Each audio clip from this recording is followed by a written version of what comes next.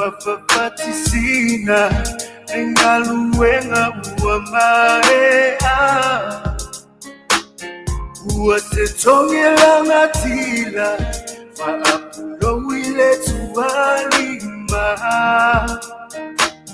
lingomo ole tuwasibi uwalele mawalunga ilunga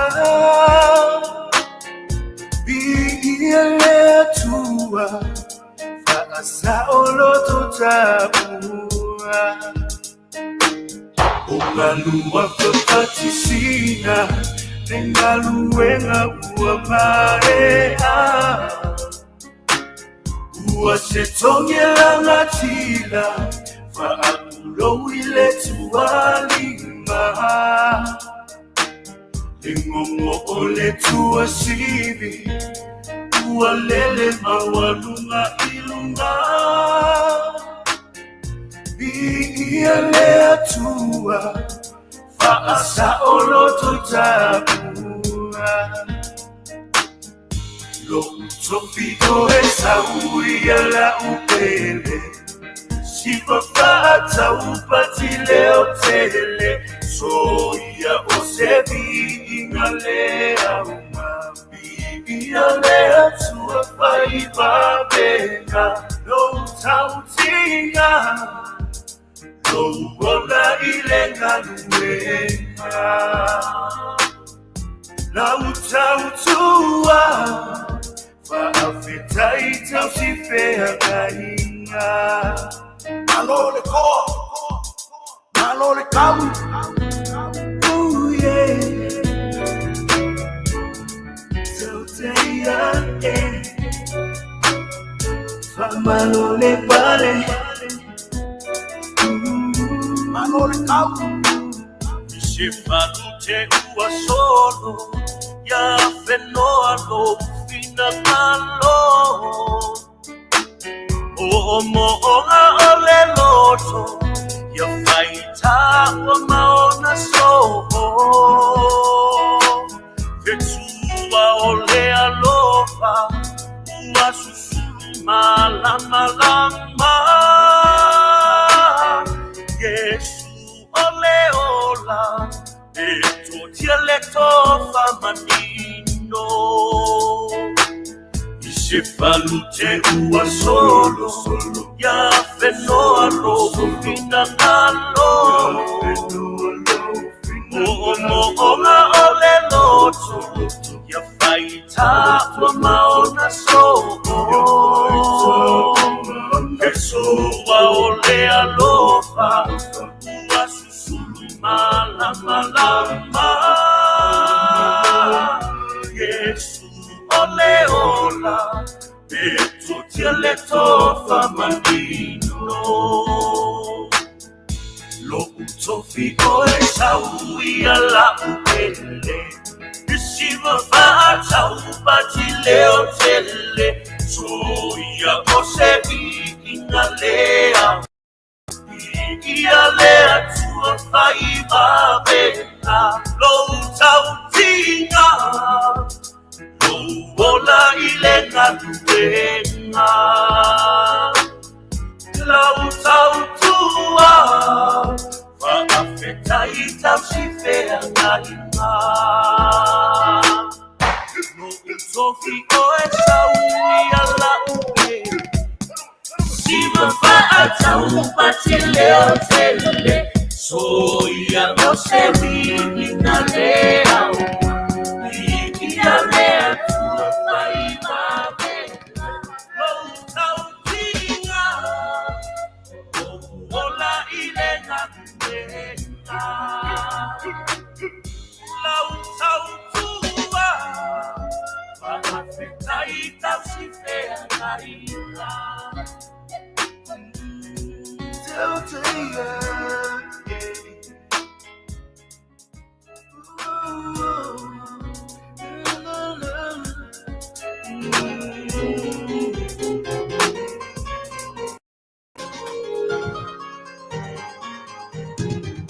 No,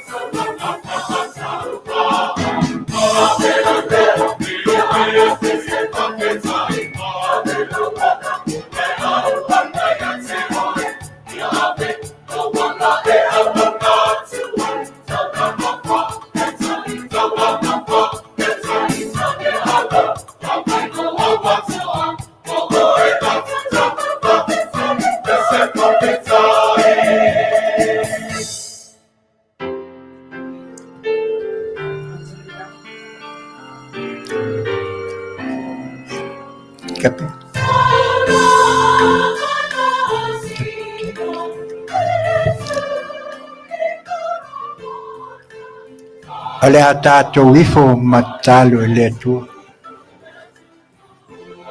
Le tua lo mātou tamā. Le nei wo mātou tue poto mai le nei tūlā le fiafi. Mātou te awatu e le whaamua ma le nganga le whaafitai e la usiu. Ono loa lofa ma lo wanga le lei. Awa o lea ua e taitai file musi o mātou wola pe ona mātou o iai.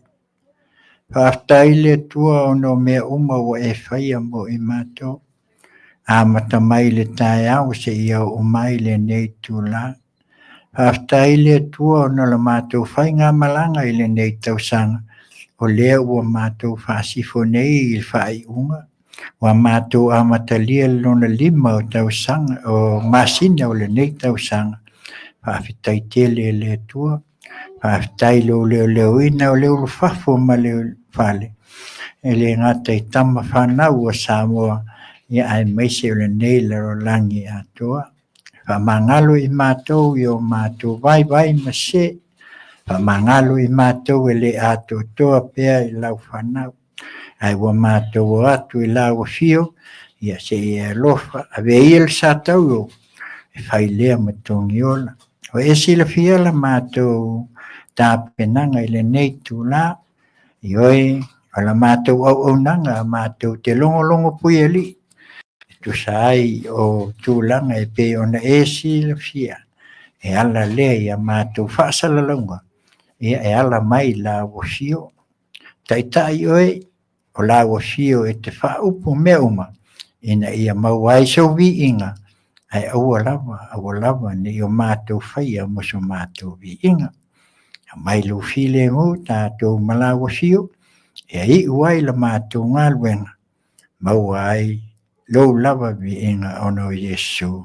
Amen.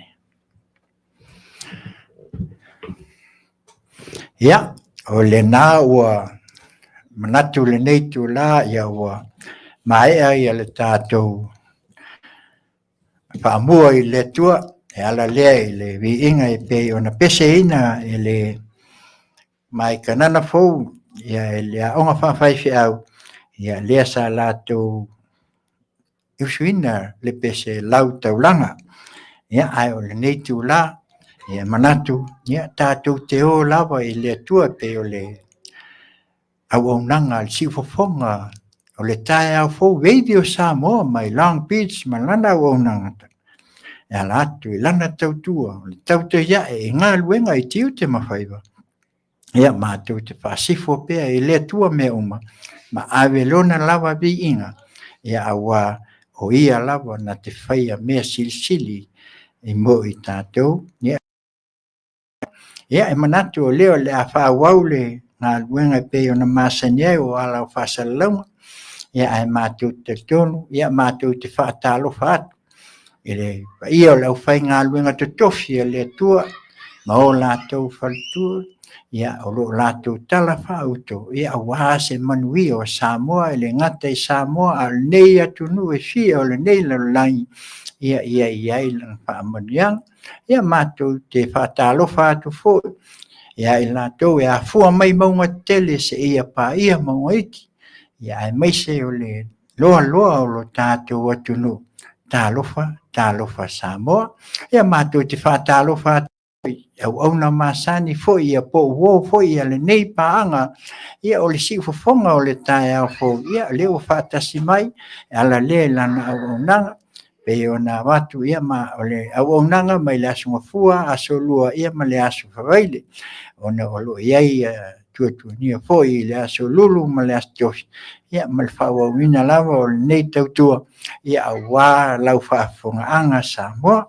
ia mele ia ele aso falele ia pe ia no to ai o to sisila mai ia ile background lo tu lo fa pe happy hello Friday ia le fo o to tanga i mai ia ele pai fo tu ele si o tato no fo i Hawaii ia lo ia fo ma pia fo man au mawai o tato nisi fo i lo tato o tunu ia o la tu ai foi ia ai mese ia o as faile ia pe ona la tu famna twina ia pe la ona ia as faile nei fai mai happy hello Friday ia mele ia tu mai tu au ma tu lima ia le pesele ta tu te fatalo fai ia mai Hawaii ia o la foi sa tu fa fonga o la ma tu tão fai atu in música mai Hawaii e longo pui ali e foi ese o teu fa foi e esse foi o música e pe ona ia ese mai ela fa fai mai mas esse mai le capena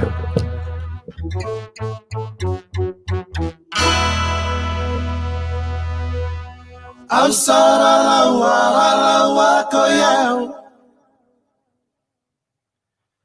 au sara la koyau au sara la koyau masa esa e masese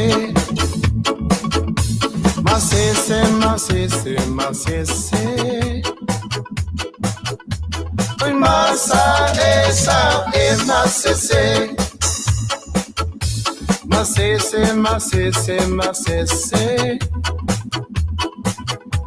oi masa esa e masese yangona yangona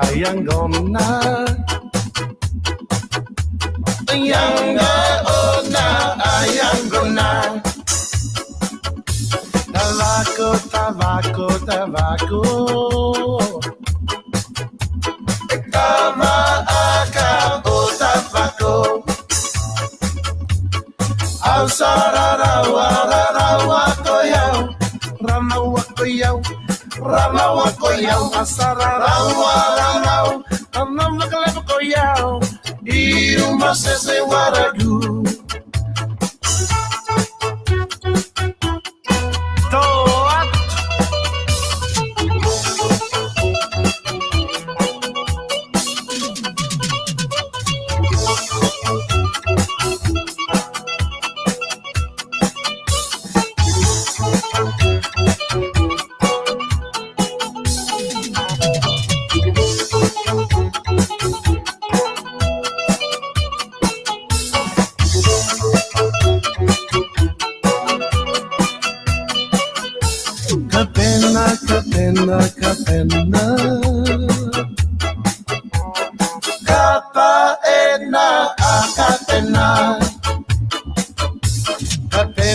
kapena kapaena akapena Alsararawa koyau Ranawa koyau Asararawa Ranawa koyau E uma sese baratu Macesse Eu massa essa e macesse Yang gonna, you're gonna Yanga ona, ayangona Tabaco Tabaco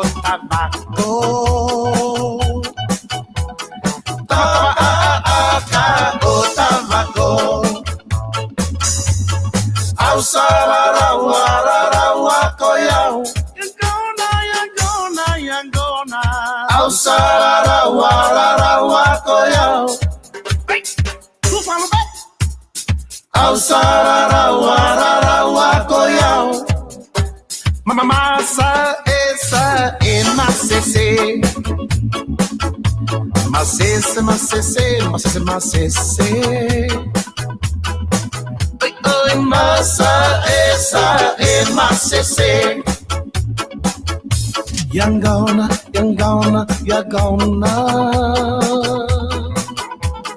Yanga ona ayangona Tabaco Tabaco tabaco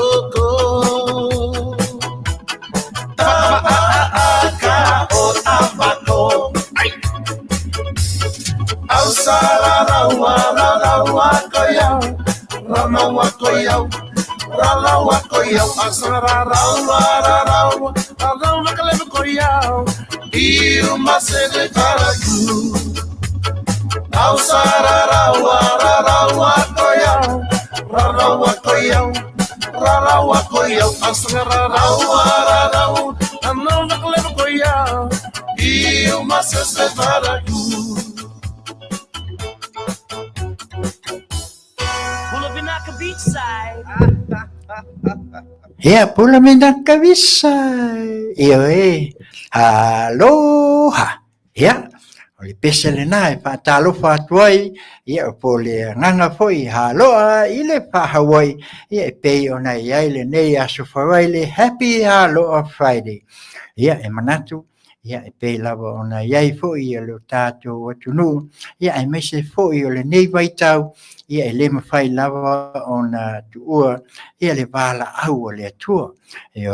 O whea lava tātou te o iai, ai a o mai le wala au le atua, la ngona lava i tātou, o motu sia mawhtanga, o loa hoi ona mafuta, ai o le whina ngalo whaitu tasi o lo tātou li, le aisesi e se ua, a hoi a ngase, tu ngā, ai mai se foi o whaalawe whaafuasei, ai mai se foi o nisi foi o whaalawe, e tutupu mai, pe o waalele, pe iai me tupu mai foi, po lapa o iai, tātou te leo mai loa, nā tātou tuu pēr ma tātou te talo, ai manatua pēr i tātou, le mawhai o na tuua, pe a whai o le wala au o le atua e pele i o tātou ai ngā mawhutanga, ai ua motusia ona o le maliu maleoti, upu lava le tusi, e pe o na tātou manatua ai pēr, ua maali liu toa, ua ma wai au penga le tau o le mele, usi mai alau whaafonga, se pese foi, te tau foi o na tātou whalongongo iai, hai mai le hui hana, mama, Hawaii, aloha, mai lau whaafonga.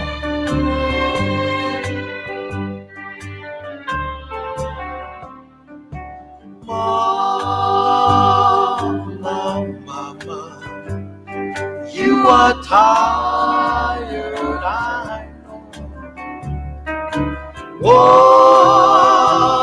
watching over me night and day.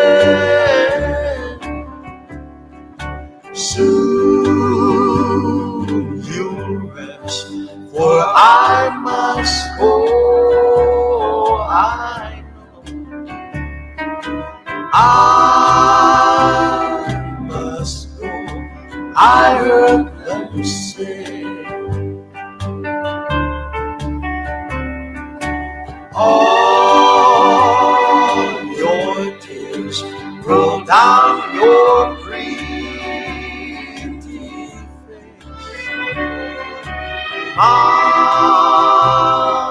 Mama, you're not weeping.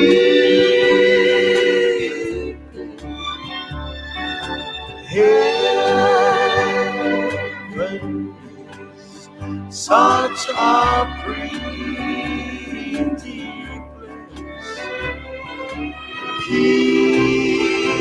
Kiss me as I fall asleep.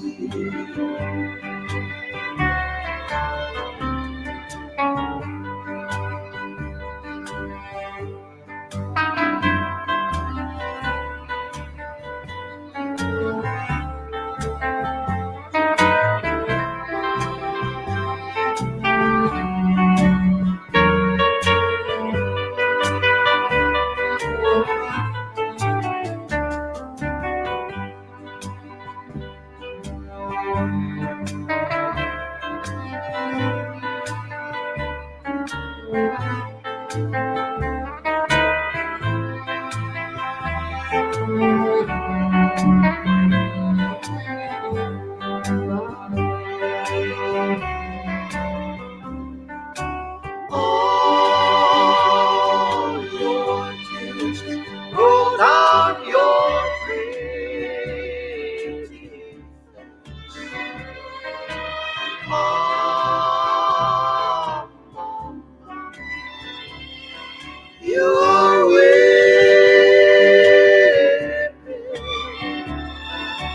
Heaven is such a pretty place. Kiss me as I fall asleep.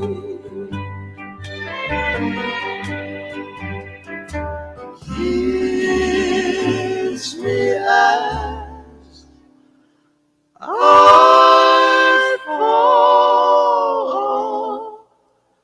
asleep.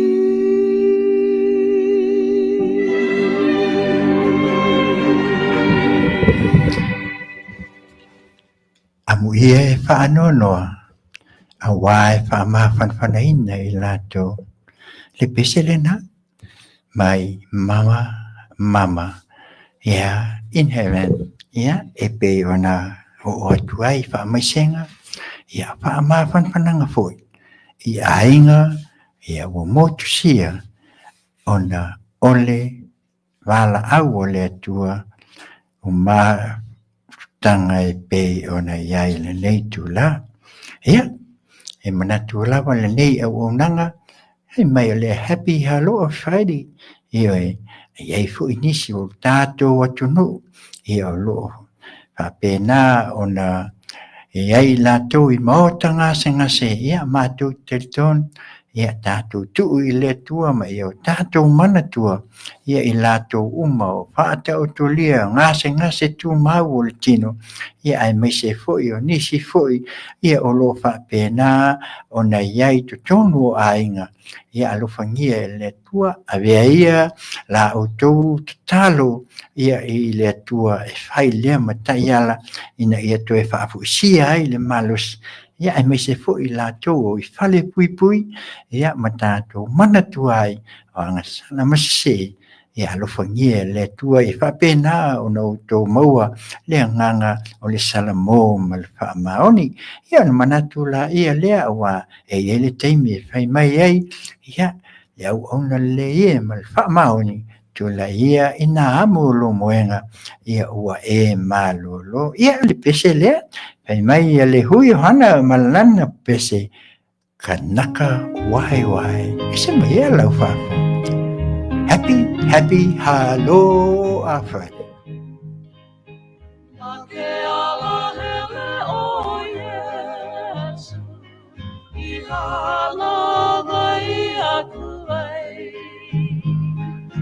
Me que kanaka o pio hano hano kaulana e ka vai vai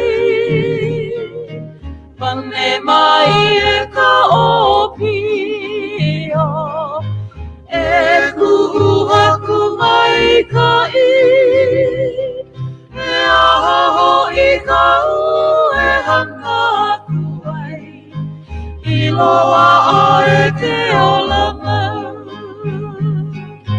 e hawili ono I ko mau vai vai uli o hai mai I anu I loa a e te olama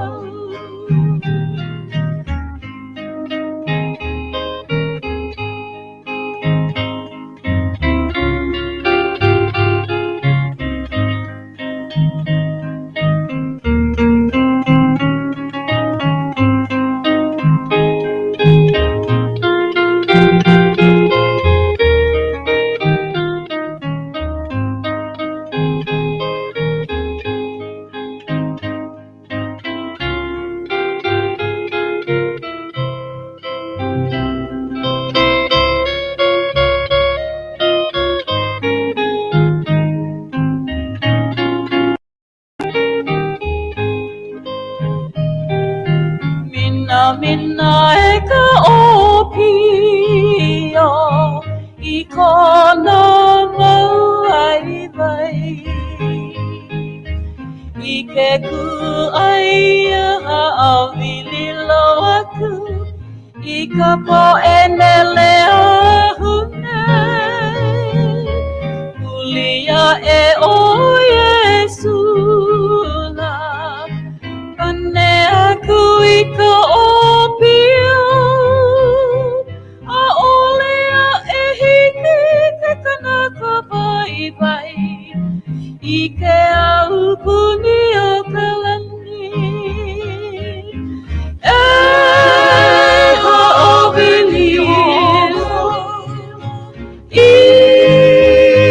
ko mau vai vai Uli a hai mai I anu I loa a e te ola mau I a ome E hawili ono I ko mau vai vai Uli a hai mai I anu I loa a e te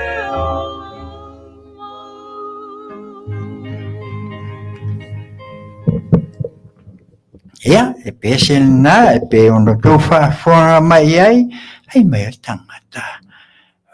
Vai, ewe. Ia, e le nei tū la, ia o le a tātou whaasolo pēr, a o iei a tātou whaasalunga, whaapisinisi, ia o le nā tō te tanga e atu le screen na, o lo iai uma ia nisi fo I o pisinisi o lo whapea o na tautua ina le au au nanga, al si fofonga o le tae au fo radio Samoa, mai Long Beach, California nei, ia le ngata o Tāwale, o Whalitāwale, o Insua, ia ai mai se fo I o le Asia, ia le tasi leo vai walau I loa foi ele ngata I le nei atunu ala langi atua ia awale soifua malolo ina ia ole tulanga foi e pe ona ia le aunanga ale si pofonga o le tae au fo ia o le tātou IT nei tula le fiafi ia o le faltua ia viva sua la ulu ia ai mai se foi o le faltua tina ia soli o la le sua ia ai mai se foi o le aunanga e masani ai ia o le na sa matu aunanga I le nei a fiafi ia e longo puieli ia foi ia o le mele ia o tātou se e mai a tātou pese o aso whanau, o aso soifua, ia e mana tua le nei tūla tō tele ia o I lātou, ia o lo whamana tuina o tō aso soifua le nei tūla le afiafi. Ia whai mai e le nei au nanga, si fofonga o le tae au fo, happy birthday. Manui e tele o tō aso soifua. Ia whafonga mai, hui, happy birthday. birthday to you. Happy birthday to you. Happy birthday to you. Happy birthday, happy birthday, birthday to you. Happy birthday to Maria Dele. Birthday to Joshua. Birthday, happy birthday to you.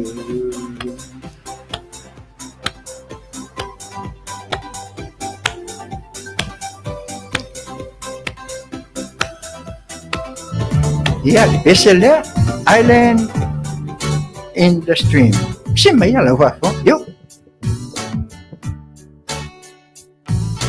Baby, when I met you, there was peace unknown. I set out to get you with a fine-tooth comb. I was soft inside. There was something going on. You do something to me that I can't explain. Hold me closer and I feel no pain. Every beat of my heart, we got something going on.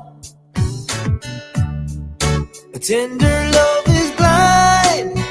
It requires a dedication. All this love we feel needs no conversation. Rely on each other. Making love with each other. Islands in the stream, that is what we are. No one in between. How can we be wrong? Sail away with me to another world, and we rely on each other.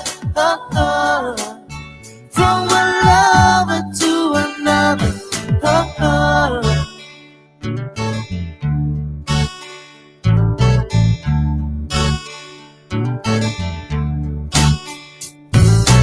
I can live without you when your love is gone. Everything is nothing when you got no one, and you just walk in the night, slowly losing sight of the real thing. That won't happen to us, and we got no doubt. Too deep in love and we got no way out. And the message is clear. This could be the year for the real thing. No more will you cry, baby, I will hurt you never. We started in as one, in love forever. We rely on each other, making love with each other, Islands in the stream, that is what we are. No one in between. How can we be wrong? Sail away with me to another world, and we rely on each other. From one lover to another.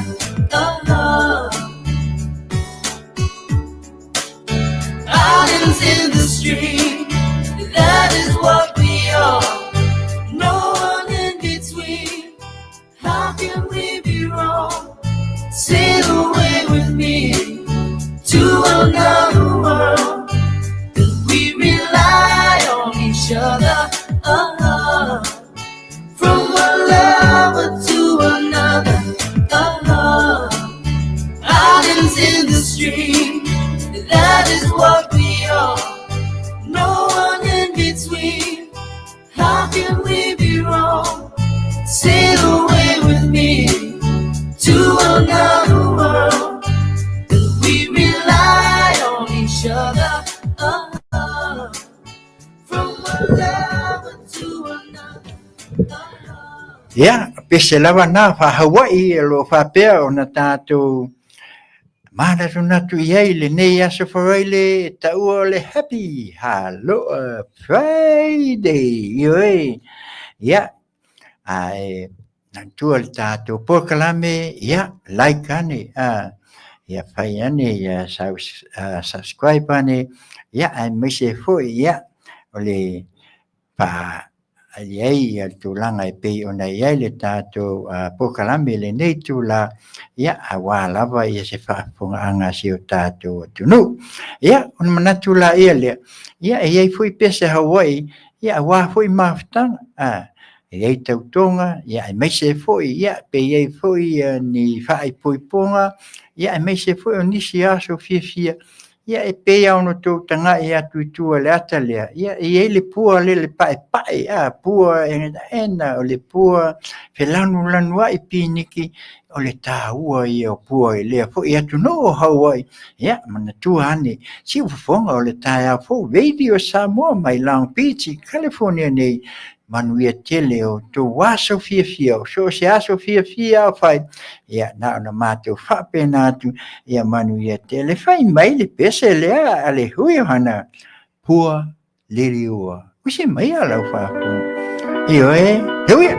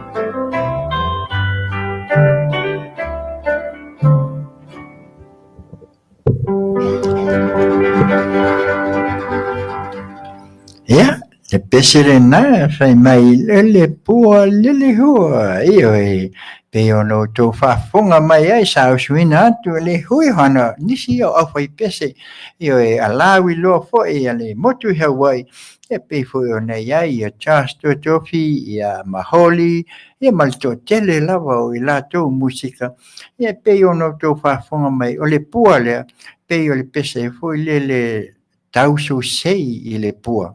Whapena le pua pae le pua lanu piniki le pua io e pe lanu ai.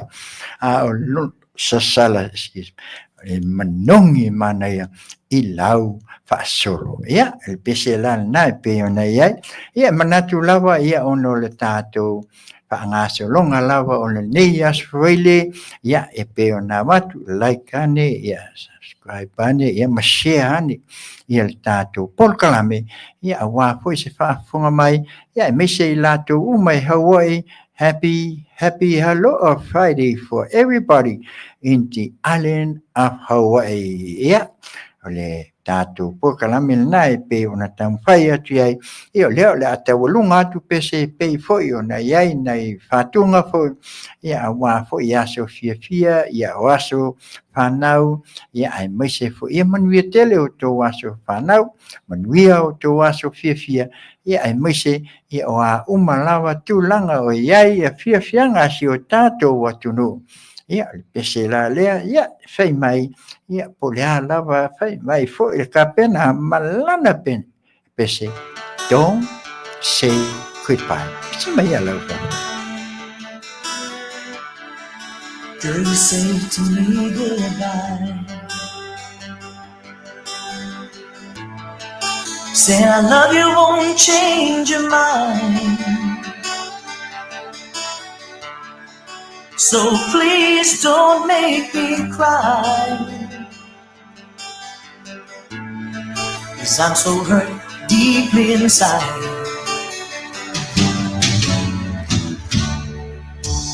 Don't say goodbye.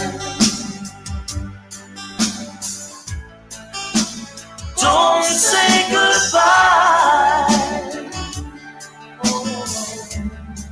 I'll turn the world back in time.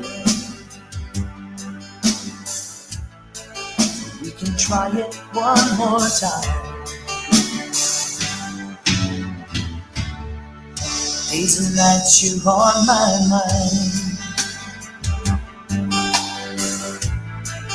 Years of memories make me cry.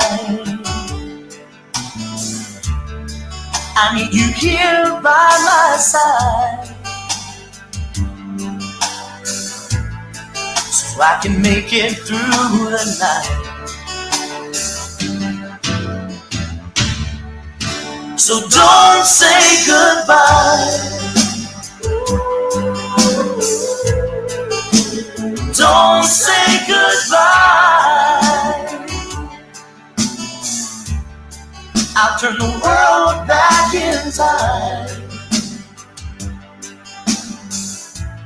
so we can try it one more time.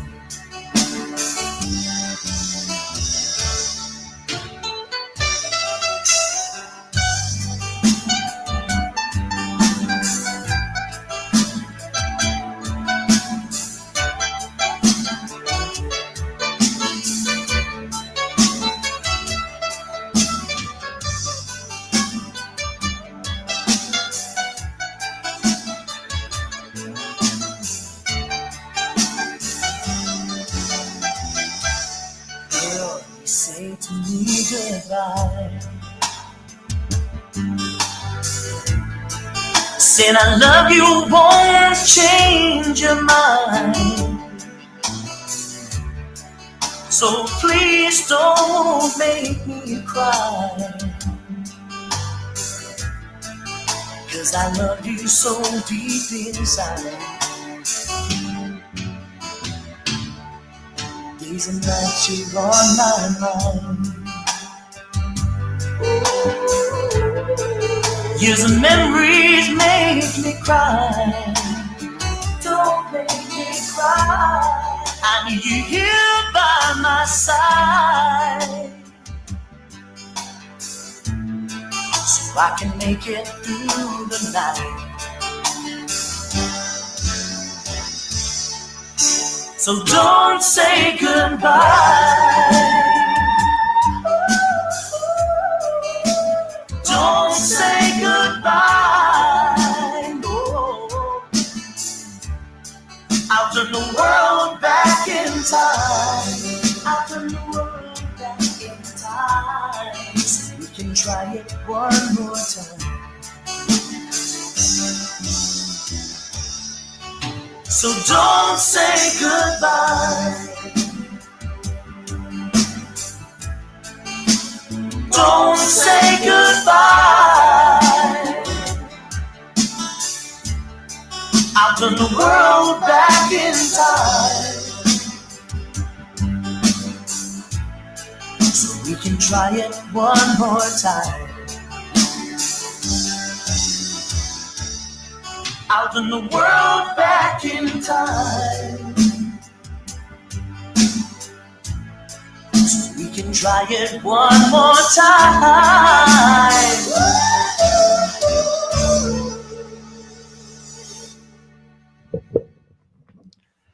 Ia, le taualunga le nā o tātou pese aso whanau ma aso fia. Ia, ono le nei lava aso rai leo whai mai Happy Haloa Friday. Isi o tātou motu i Hawaii. Ia, whape nā lava o na iai le asia singa. Ia, le nei po i au nanga si fufonga o le tai a po Radio Samoa mai Long Beach, California nei. E ala atu i lana au nanga le tauta iai. I ngā luenga i tiu te mawhaiwa, e tātou te asia ai o tātou motu tua oi, i o motu foi to tono le vasa Pasifika, i ai mai se foi, i o se tasi leo motu walau i loa i to tono o le territory a Amerika, i a ona o le malosi o le stete foi leo Hawaii, i a ona o le lei, i ai mai se foi o le tele o langa tourism, po le tourist, e pei o le nā le tasi leo al ngā tupe, e pei o na masaa atu, ia i te tonu o le nei foi, au nanga le nei foi atunu, e pei o nau tō whaafonga ma te ngai mai ai, e pei o na iai le Happy Haloa Friday. Ia, o le ase i taumawhai atu losa tātou o le langona manatu, malangona, ia a tālia foi le tātou malo e masani ai, i se tasi foi o whaletua e pei lava o na whasoa mai a tātou polkalame, ia a wā lava le au nanga, ia a wā foi longo pui ali o se o tātou atunu, i mea o tutupu mai tutonu o se o tātou atunu, ia pei o le nā le ala e mpai ai, ia o na whatasi mai, ia a o leo lo tālia, ia a se i o tātou tala noa i hoi awatu au mai i hoi lani mea tātou te tala noa i o tātou tala noa lawa i nai mea i a wase manui o si o tātou atunu i a mai se foi i o nisi foi lawa o mea o lo tutupu mau o tutupu i a mai o le a tutupu i a manatu la ia lea ia o le asa i ail manatu o le a amata i le tūlanga e pe o na tātia mai ai ia se tasi foi o manatu ia ai mai se lava o nei vai aso ma wha masinonga e pei o na tūlai mai ia a wā lava ia le tā upu lea i le whonga whitalai ia manatu la ia o la tātia o no laua i lungo le wha masinonga ia se ia mai po le atonu ia le tūlanga e wha manatu mai ai ia i le tūlanga i pei o na iai ia wha iunga le wha masinonga le wha masinsili ia mol nawa yaso ia ona tātou whasoa lea al nei taimi ia awani o tātou soa ina ia pei foi ona manatu ia tātou te ona o laua i lunga mata upu ia e soala upu le iai ia le official farms no pau lava lea ia e awa ona silafia na le pau a leo sime pe ona maua se tasi fo'i o saunoaga se tasi fo'i po e mai e iai le avanua le HRPP pe a mālō ai ia le fo'ifoga fetalai ia e apili ai ai o le taimi e saunoa mai ai fai mai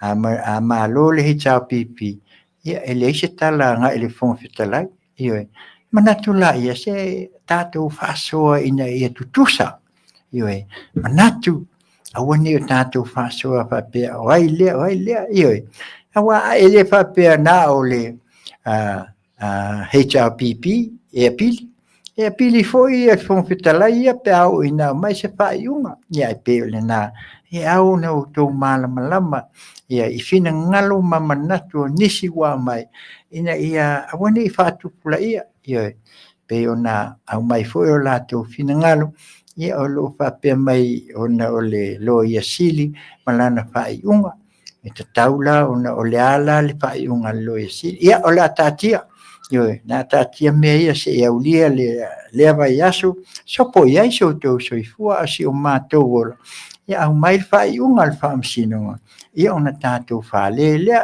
ioe la le tulaga e avatu au mai ia ai mai se fo'i e pei ona iai o le vaega lona lua ia e lē mafai lava ona avesea ia le tulaga le pei ona māua fo'i le saunoaga a le ta'ita'i a le HRPP ioe ona o lo'o mai lava ia le tulaga e pei ona i luga o pega tafa'ailagi ia o lo'o fa'asalalau ai ia mai latou fo'i o le au fai fa'asalalauga ia ona o le tu'ufesili manimana atu iai ia e tusa ai fo'i o sona finagalo e lea mataupu ma lea mataupu ia ona ua maitau atu ua masaloaga maka mai ai le taimi lea na manu mālō mai ai ia le fast matula'i mai a le ae o'o mai nei ia o lea lava o lo'o au mai lava le mataupu lea o lo'o au mai lava so se taimi lava e au mai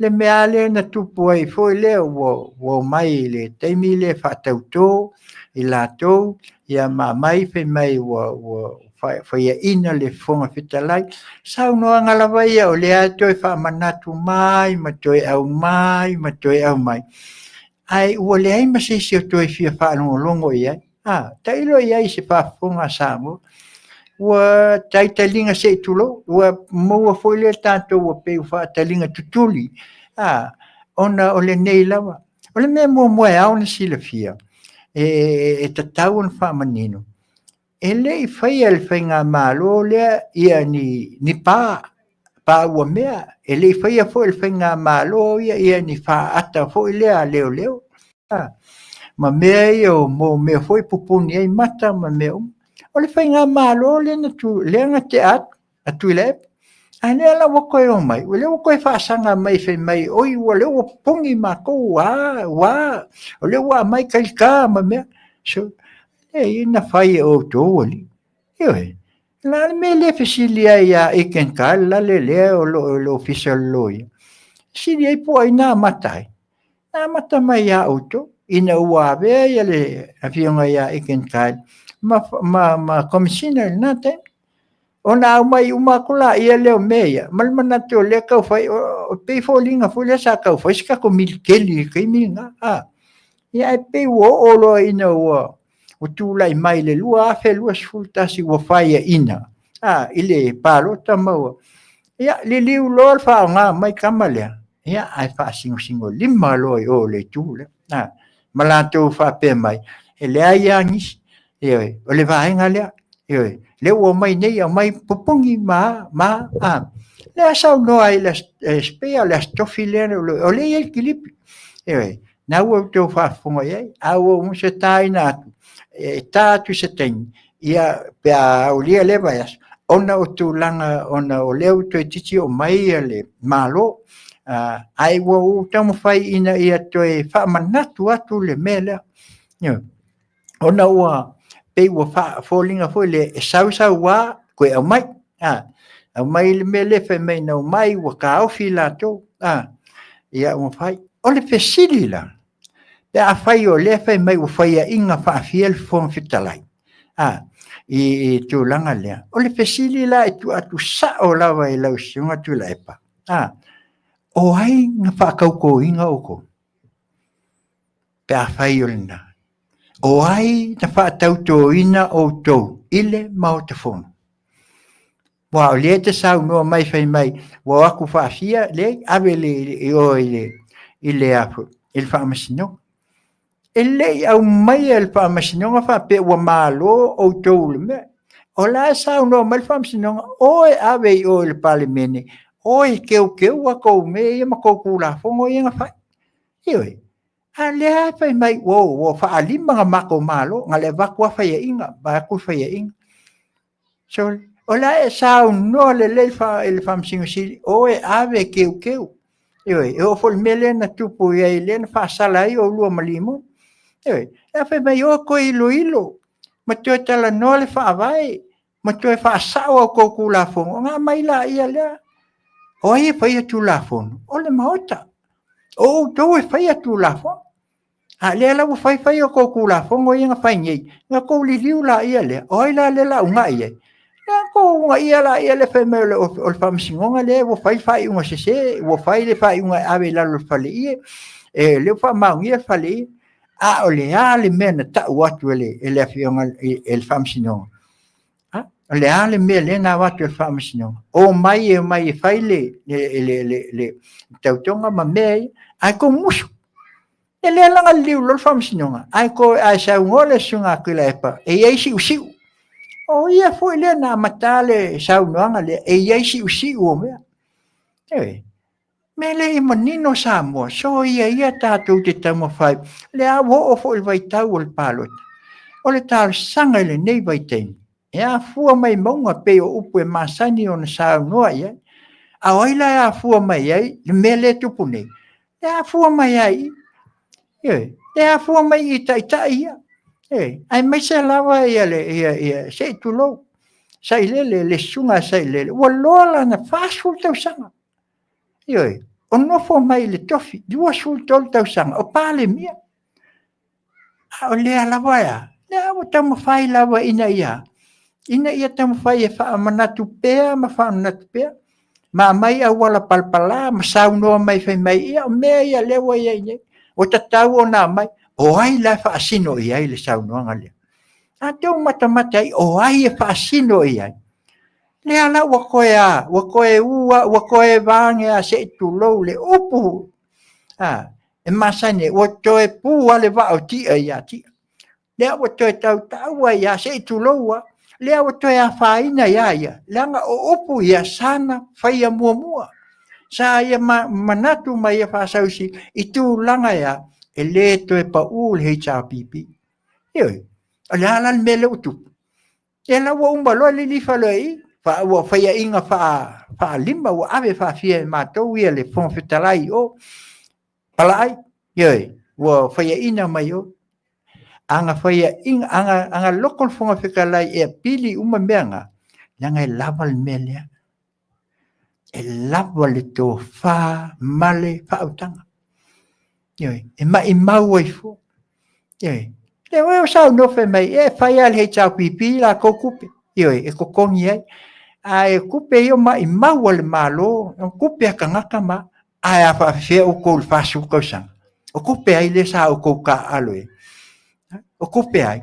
Pa whewa lele ia le sa whewa i fu ai. Pea whai e a tātou te oe whawa sanga whata e mea. Lea ua mai lunga, sao noa mai nisi.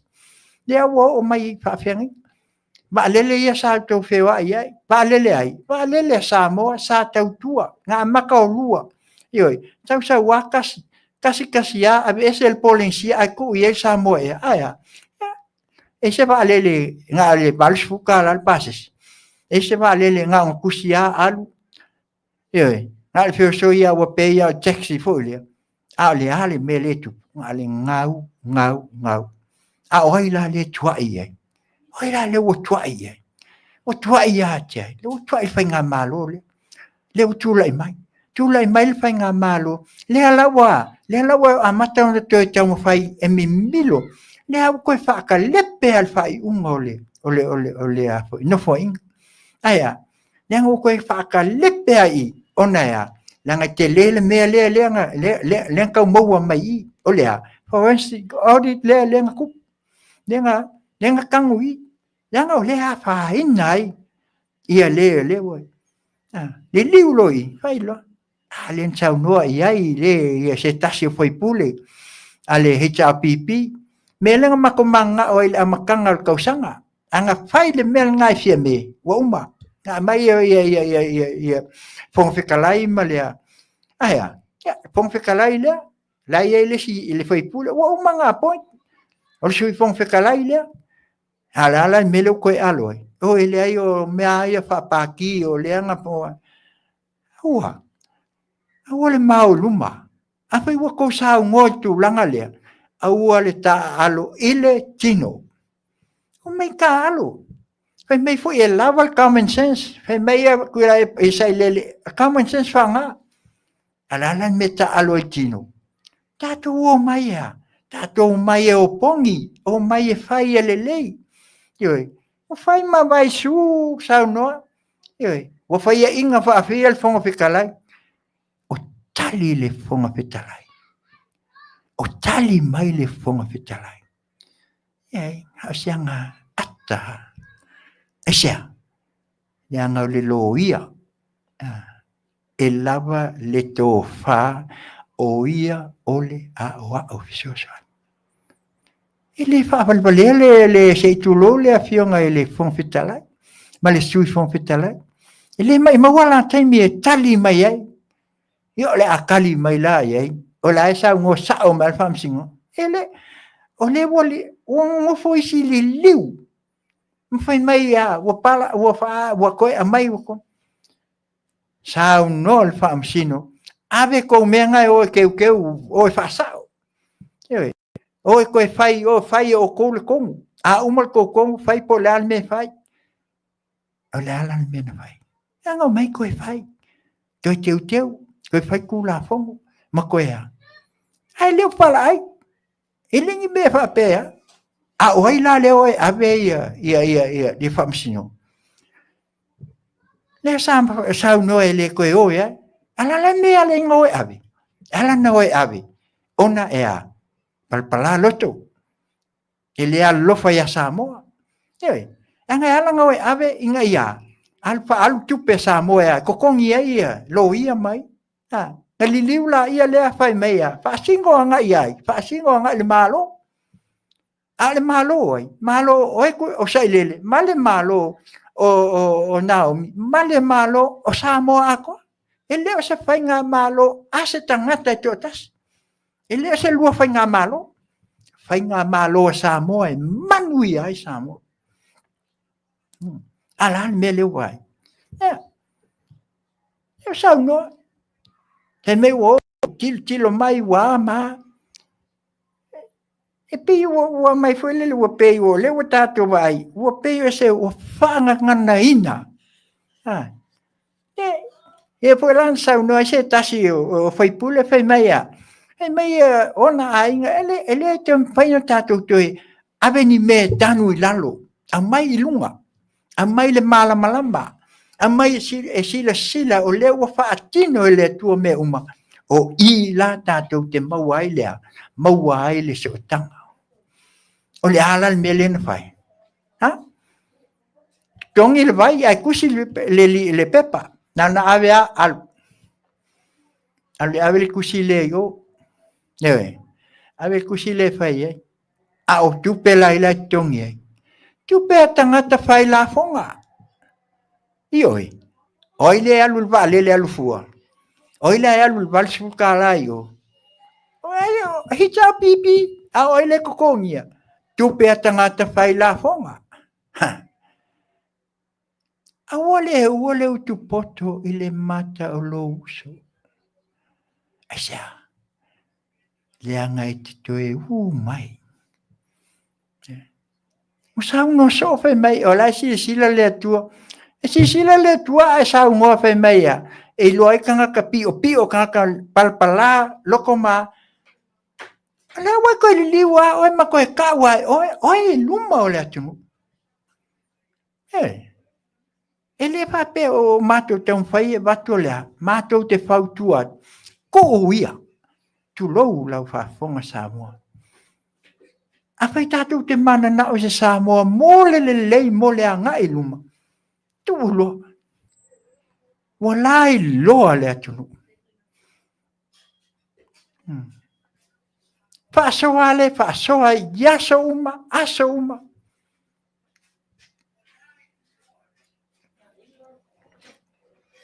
Ao meia le umanga e ka penga ia e. Aku ia lau les e lau fai fasalau. Pesili e tua ia. Ai kako tilo. Ma ia tātou maua le nganga ole loto a lolofa.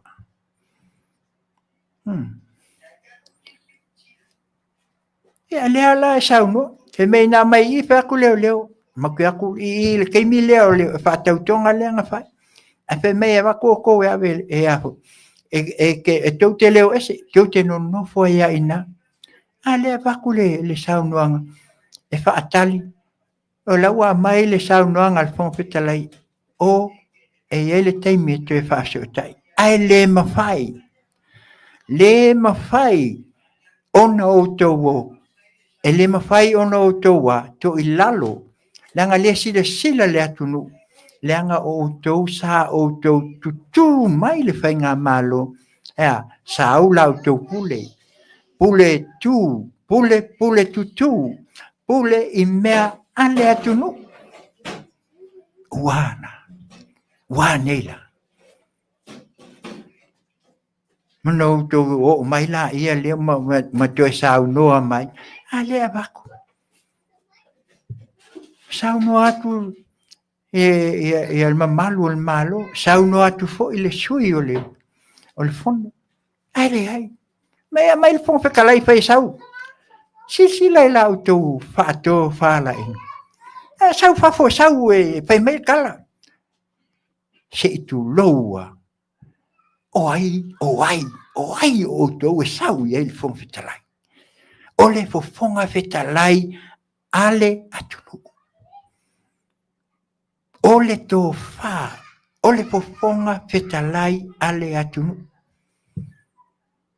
Ai ana faila to te alo lofa I tu malo ma o to o e o ia o pongi. Uma faso limaso. Ai. Nem me se quer. Ai. Ne lau koko e lifa ngel kulafo.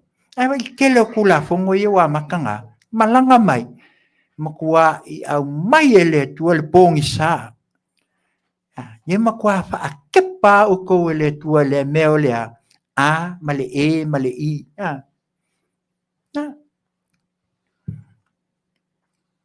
Ele o fai atu la ono se anganga fa pe matu te tamu fai fa leanga ma. Leanga ua matu langona. Ua fa ina. Ua matu langona. Ua fai ma pe o se vai o se pese fo lea I lausun. E pese aia, pese nei, pese kaiau. E o fo I laka kaiau. Po le aso ngafua, o koe pese mai ai fo, I le pese ale, o le fati ale. Aia, e whaai ua le sunga I le lauli al mali atua, e ka ua o le pepelo silisili langa, te tu lou lau fionga sunga lau. O ia ngā lema kua wha se se I le atu. Tā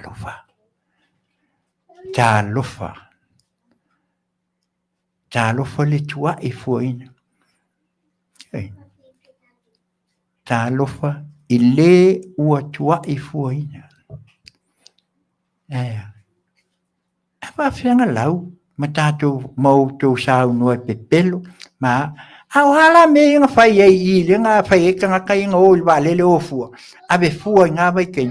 O hala me inga whai ka sei ngei pepai awe kokongi ei vai, awe kokongi ei mea uma, ai le skupe. O whia lau I ei le lofa. Fela o moni ai, matua ina le tamali ia, e pepelo, e faalata, e a mai mei o, a mai fai mei o le afi, a mai o pusa isa, fai mei a ma. Aia, e mai mal fa mahoni, a mai luma. Ele o mai faalafi. Lili fa foi la ia le mai sa no, le foi na mai nei. Mai pai mai sa no mai ai. O le tūlanga le o mai ai. Ia, e manatu le nei tūla, ia, sau se taimi to e wha umat. Iwa. Ia, ai manatu le o mai tātou malo. Ia, ai au pea o na se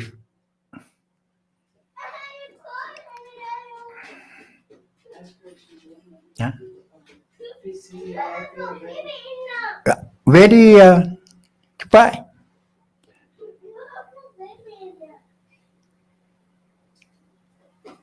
Yeah, pero Leo maua tu tau la mapa o maua mai. oh ya, fastai. Ya, e manatu le e te sumai nei ya la wafionga.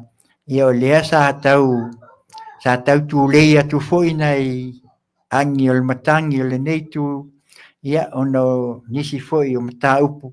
Ia ai fatalo fatu la wafiong.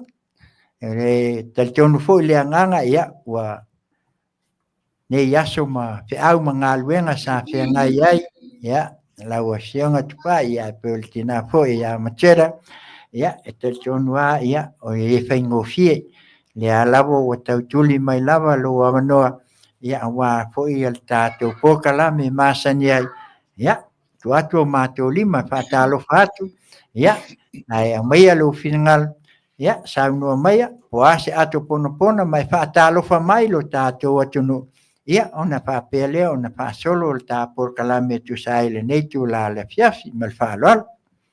Faafetai tau la papa ia lenei tula e faatalofa atu le mamalu o tatou paaga masani o siufoga taeofou ia so se vaega o ke lope e maua mai le auaunaga malo le soifua malo le folau ia tau la papa e faia sinitele o ni tamataupu lenei auuli ia o le atutu o le tataimi.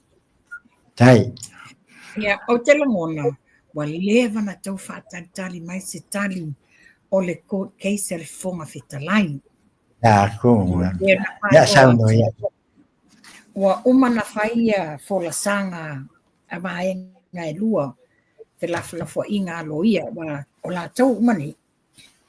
O lo ia, o ia tono tata wa tunu usa whapea o na la tau tau lima ina le mata upu banga na ai case sa tofu lava le tu ma le case sa la tu fafo ia o le wa uma na fai fola sanga ia wa fola tu le fala o le tu fa pe fo de la o le termina ni sa ire te tunua ai a maua mai se tali o le famasinonga before the weekend ai pangale o le wa reserve le decision ale tatou whamsimusili, ia tatou tālia, tatou tu atu i lumo le atua i au lia vai aso fou, maua se tali ma oti, ai le i tau a fia le palemene la solusu fitu o le masina nei.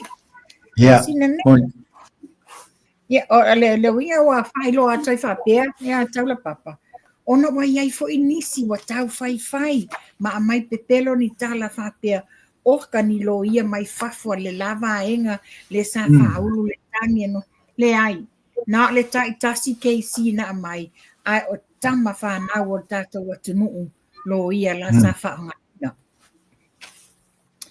ia ale vai nga longa lua tau la papa pe ese fesili tu langa le ai o leo matango fie ia ona e fai foi ia ai tau lava na tatia le se mai le unga se poleali uma ia nei te wa tātou tala noa ia ona avela ia le mala e fesu ia ia na tasia si mesia o lo taua e el por kalame na umatamata tuai e masalo na te silafia in lo sa no mai ai mai fa pe mai ai ngai New Zealand ia e le toe nā matelaina o naua a iti se i tulou fo i le uso ia ai o lewa saunua mai ai a mālo ia le hei tau pipi ia o lona winga la ia lea o le ale tūlanga o le a o iai ai a mālo ia le fonfetalai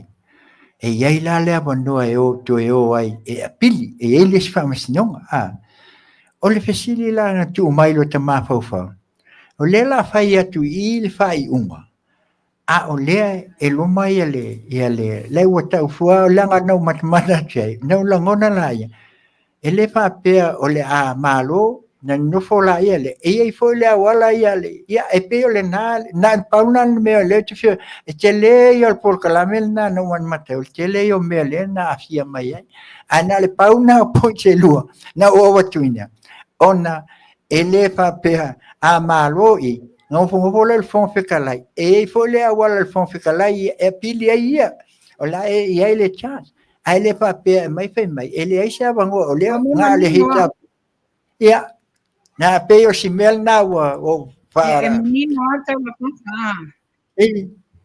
e manino leo a patai wa e a mai le ta upu le wa le sta wa ese man telefonio sa le lunga ta ko kalame mama no le wa mai o a no ia a fa fonga mai foi la iti wa le mate fe la ta in New Zealand a fa fonga mai foi o la ofisi tu atu yai o la na tala le na fa pe mai po o sao ha interpret ele fonga fetalai i ele tu walalo na mai ele loia sili o la ofisi iti o le alo tu langa na o lo fa sala lau o le fonga fetalai o le loia fa au wina.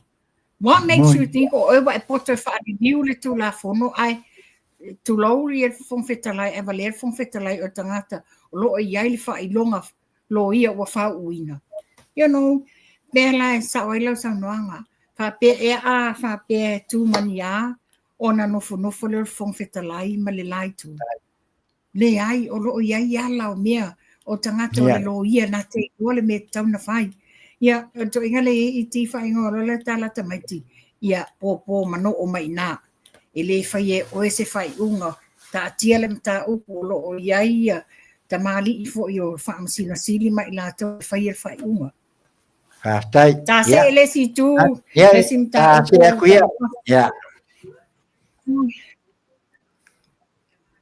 ia ole la to mai la fo ia le mele o le afianga ole a fianga le o le aisa mfala o fasaina ia tanga I fo I le tina pa nga le o le tina e to o lua na alo fa pe o na alo ia wa fa wina mai le investe o tale mana io o le mental fa na alo fa pui sfulu lua masina ai se alu fa na ai se te tono fa pui ilona to o lua o lefan pui foi o a fianga fala au fasaina oka pawa la wa o faftai mo vave na mawai e ali I malole fa pui matau fiai ua alanga tawa le adu so e foi failo na fasalanga ia o ai ia le a alu atu e fai o le nei tau fo le fa fitauli o solo fa afili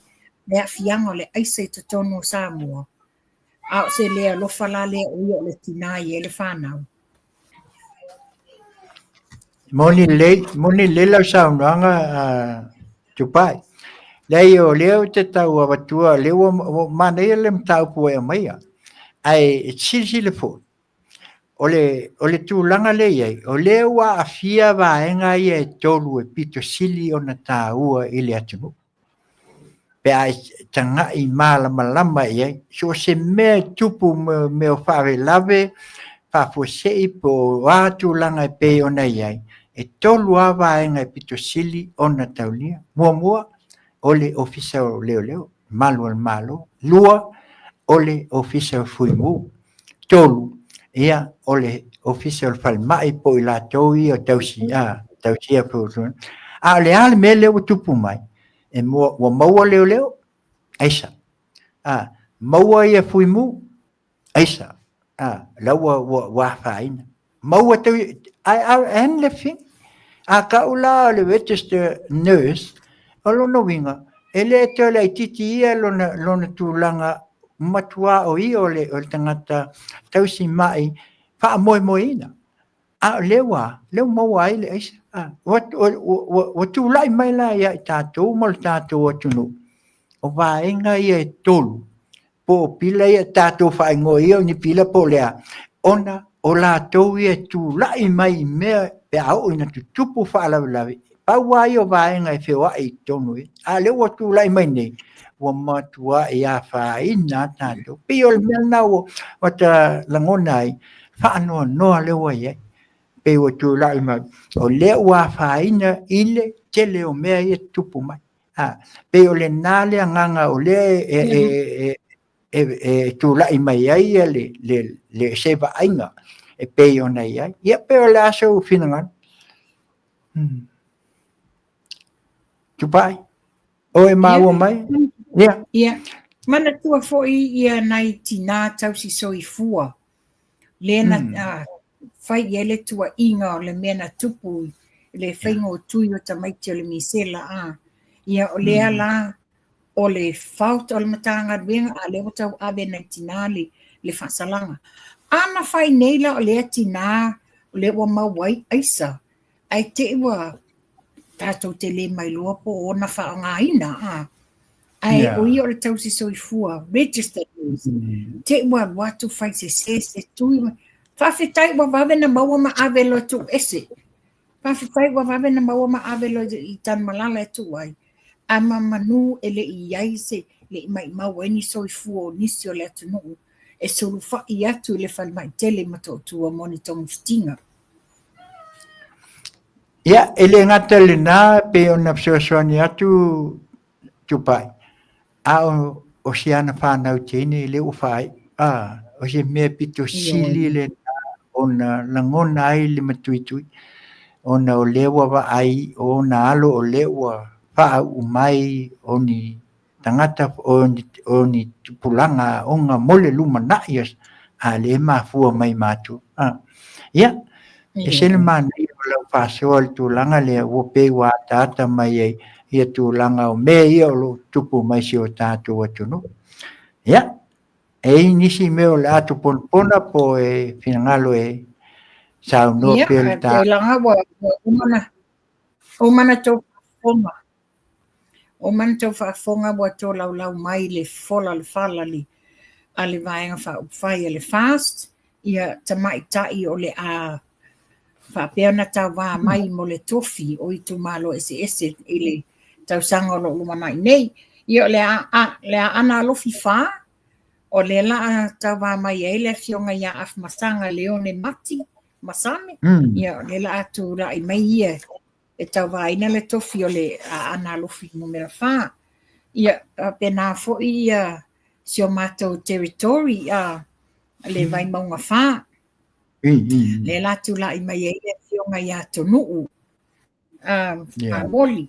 Ia. Paule talo ina ia tina alo i o tau whaiva.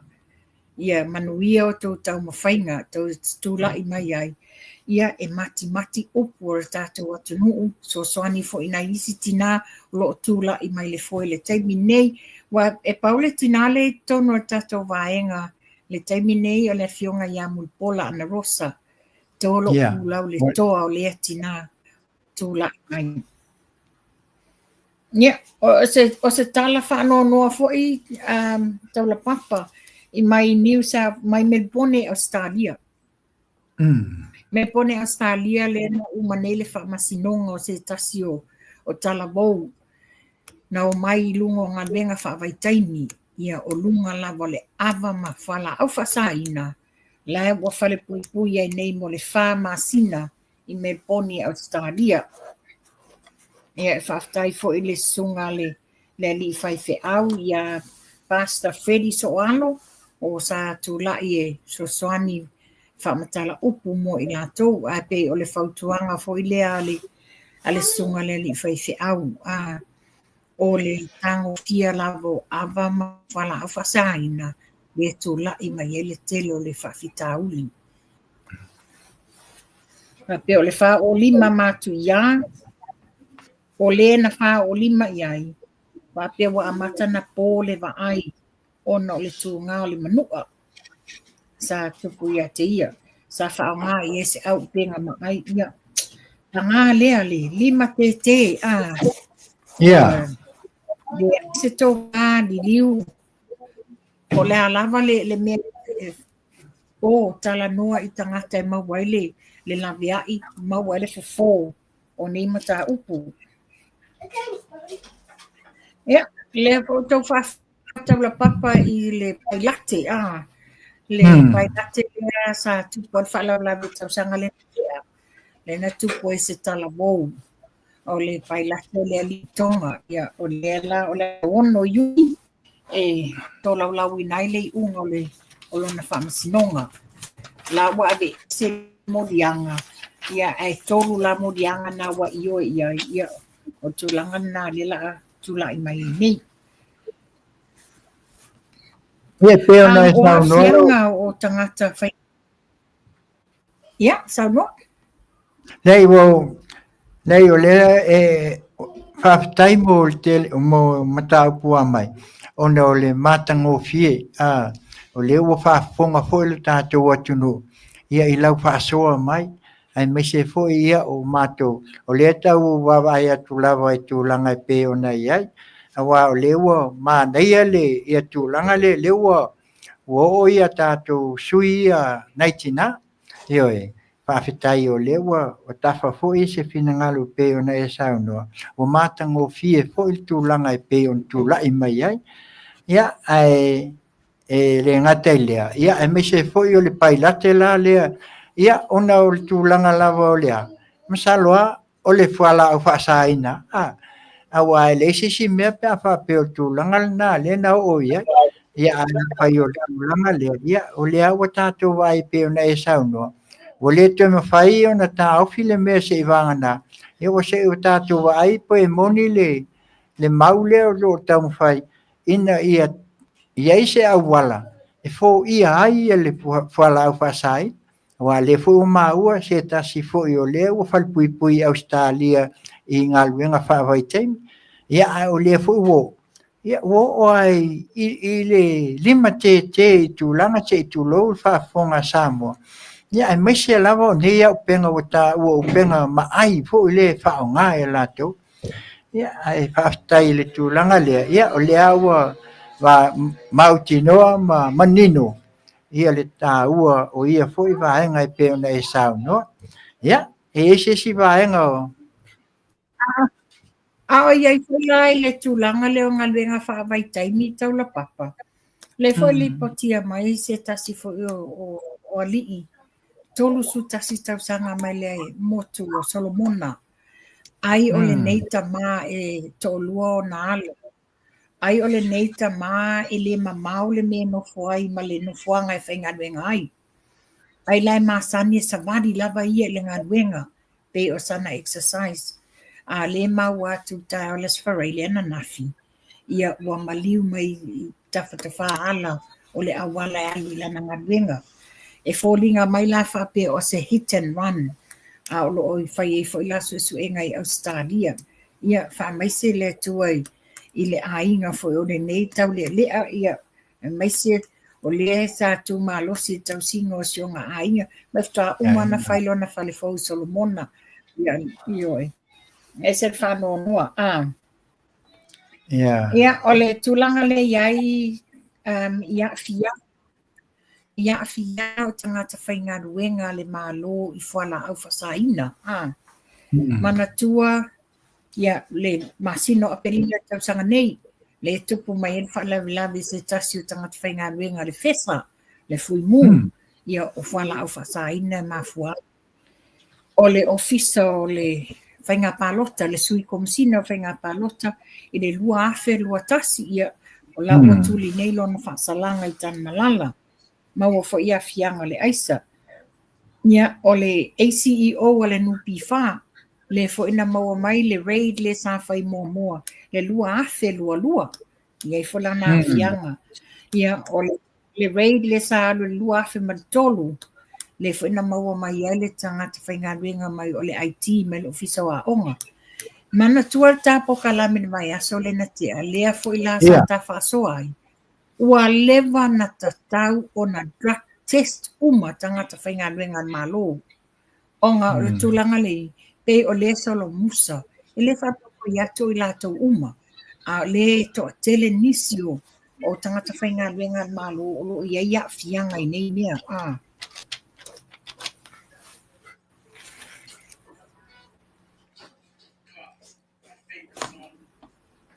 O maua mai. Whaftai, o le pōlinga pe o na e saunoa.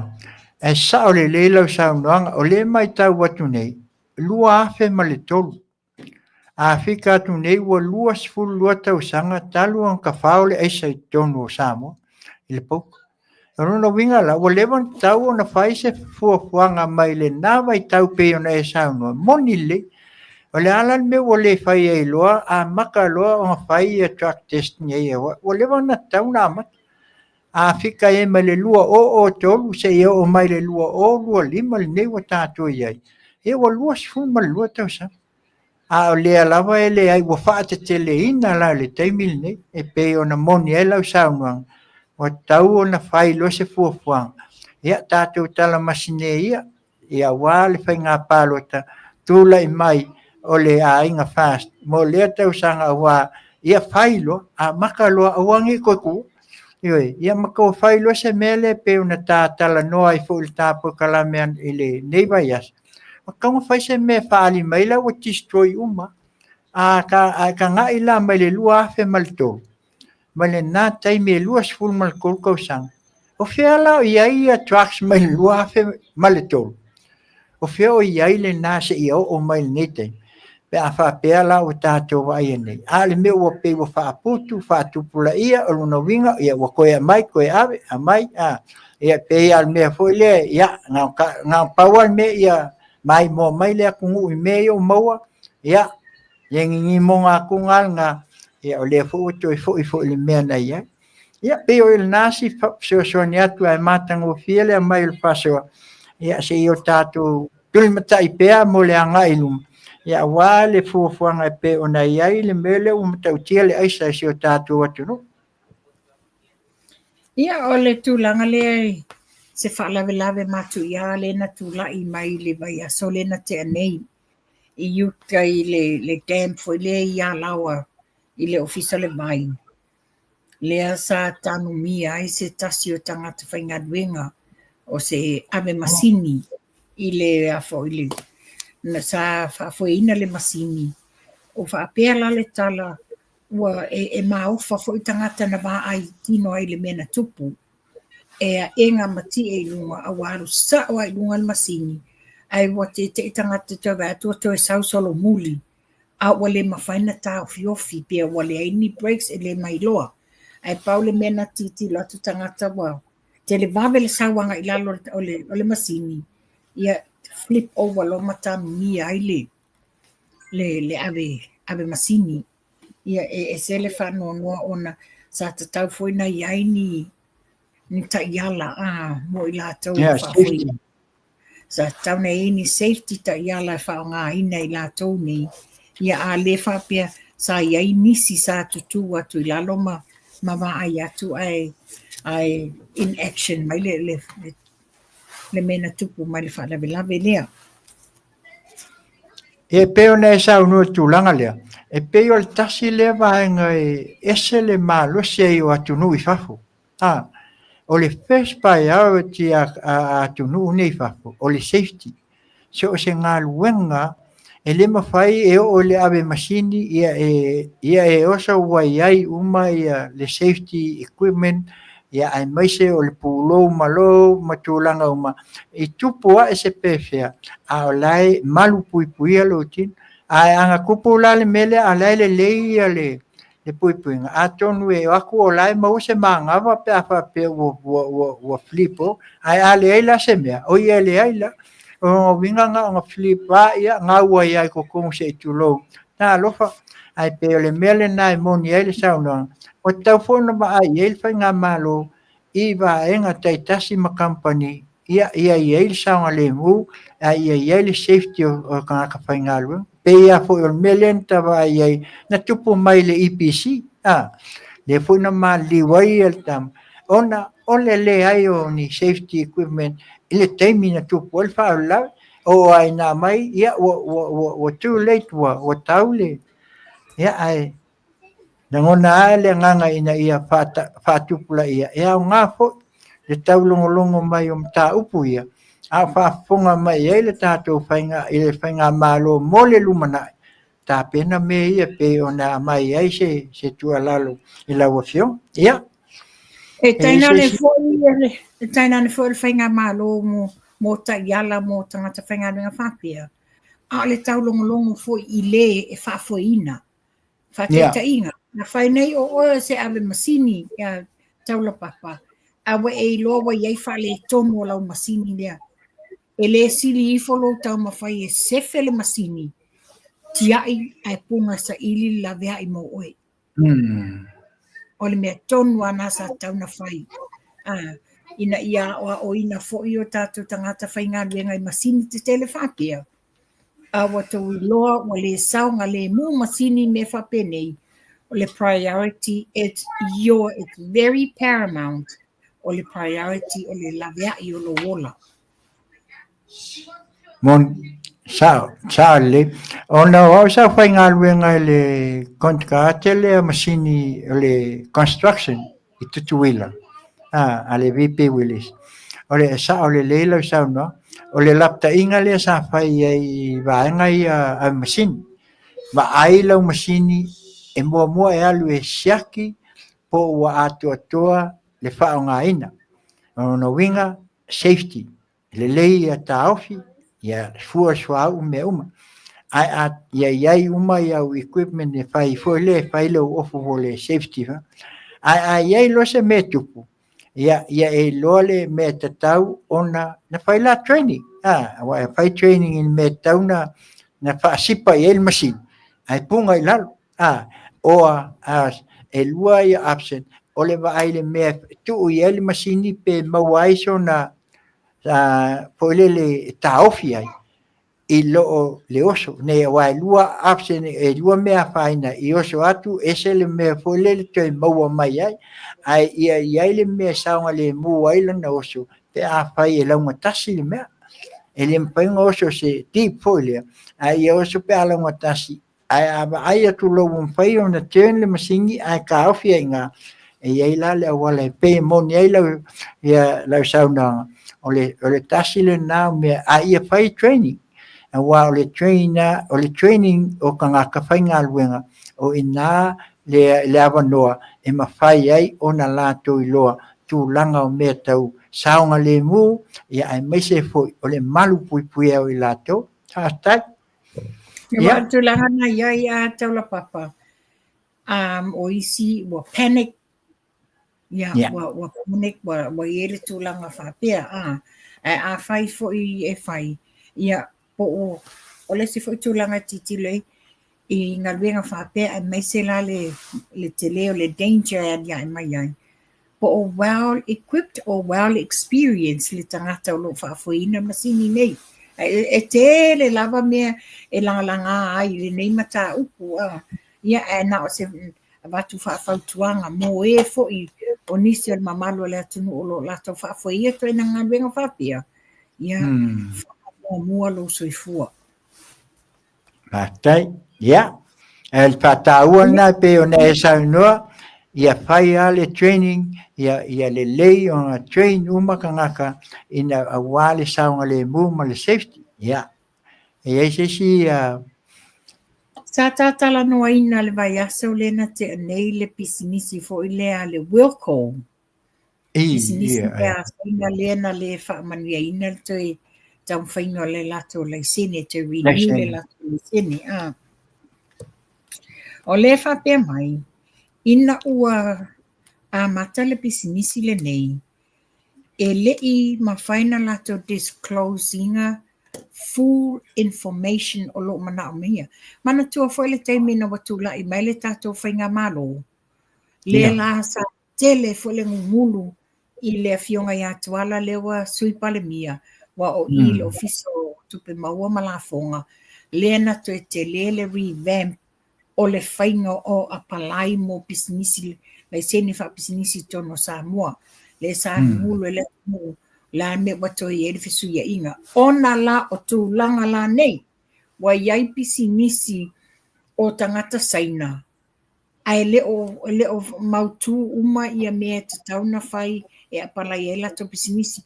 Iai fo inisi o tangata saina nei le so-called investors ai o le whaonga ia lai sene tangata loko Samoa ai le o tutongia a tua lato la fonga te tauna whai. Ai whaapela o tu langa le Wilco e le I mawhai e le company le nei o nga disclose le a toa ia information le ownership, which is it says o le ownership I lalo tu la fono Samoa e te taunga disclose. Le lawo o le taime te tau ena to renew, but still, they still refuse to disclose le full ownership o le business. E mantua lalo tu la fono. O le Wilco is owned by the China National Building Material Company, o le parenting company a le malo saina. Ma na ia fo ile langa to le nei tu se tilo iai. E ia lo tanunga le warehouse tele lo te whai atuai. Ke ia se sotanga, but I'm working on that research. It's a taimi mumuri maua mai. El fasili fo le tupai. Pāwhewhia na paile lai sene mua. Awa o le mana o mia le ownership. O lona winga la, is this a corporation or incorporation or sole proprietor? Awa mea ngai koe whai epi ele senge o business. A paila o se corporation. It can't be a sole proprietor, Taula Papa. Huh? Because it can't be a sole proprietor le company because it's a national company. Yeah, that's what I'm saying. O le winga lau tala. E kolu me whai ele senge. O le sole, o le incorporation, male corporation. O winga la, o le corporation le mea le e wa le lai titi. O le company te le o le iai. A o lona winga, e le kele, e kaulanga iei ownership. A le ala e le providing ako. Ia ownership. A o le mai o kua mai o le pa pe o saina e. E peila o na e sa unoa iai. E mon. O le makua ke lea o le mele le iai. Ia o lea foi pe o na e sa unoa. O le se I maua po le warehouse lea. Le na e sa unoa iai. O se mea e peka pai le campanile. A wafa pe o le me peka pai campanile.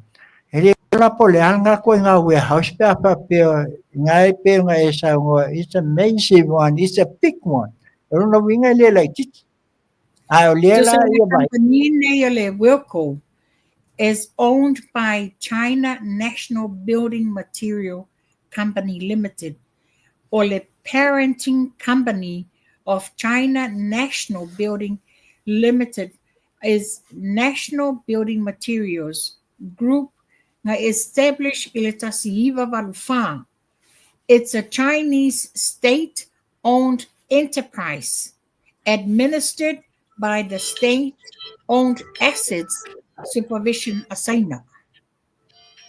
Mai le te leo le link sau mai ima o le mela le fisili ai pe na whawhewhea la ona operate mai le amatanga. Le la whapea na iele sota inganga ia Vanuatu mai sia tunu o le fo e iai le same company lea. O le fo e lai moli mau mai lato e le o mawhai whunga disclosed in the ownership o le company le ne. Ia e whaftai a tātou o le ana tau fiofi mamau ma whai e fisu ia inga o le whainga o le sengi. Le la o le taime te renew ai. Le la o tau fia iloa se I submit o mamai le telole. Telole a venga mal whawhawha le na nai tua le taime na whata a mataina na whai le la sengi. A o le pe o na e sa unoa. O le balu wha. tasiva valfa o ai la ele se pesingisi e alu nga o fai mai e parents company ai le ngingo oni owner e kakawa nga ingisi e la tau e moni ala sa nga na mai ai e kakau nga ingisi kai pengi trustee e alu ai a le fo linga mai le valufa a le fa ko ka ofinge le lua o lua lima o la le menga fai el company mai le kai mi ako. How can its role for lele kokong? Tau la papa le la batu la wau, Yeah. my way of seeing it, to inga mea mantua fo ile mele na tu la i mai i le saina lena nena tau sola le te le langa long sa fale nupi fa. Io e lena a amilo a sau tiple le CEO al nupi fa i le fa miliona fa ile lunch. Pe e fo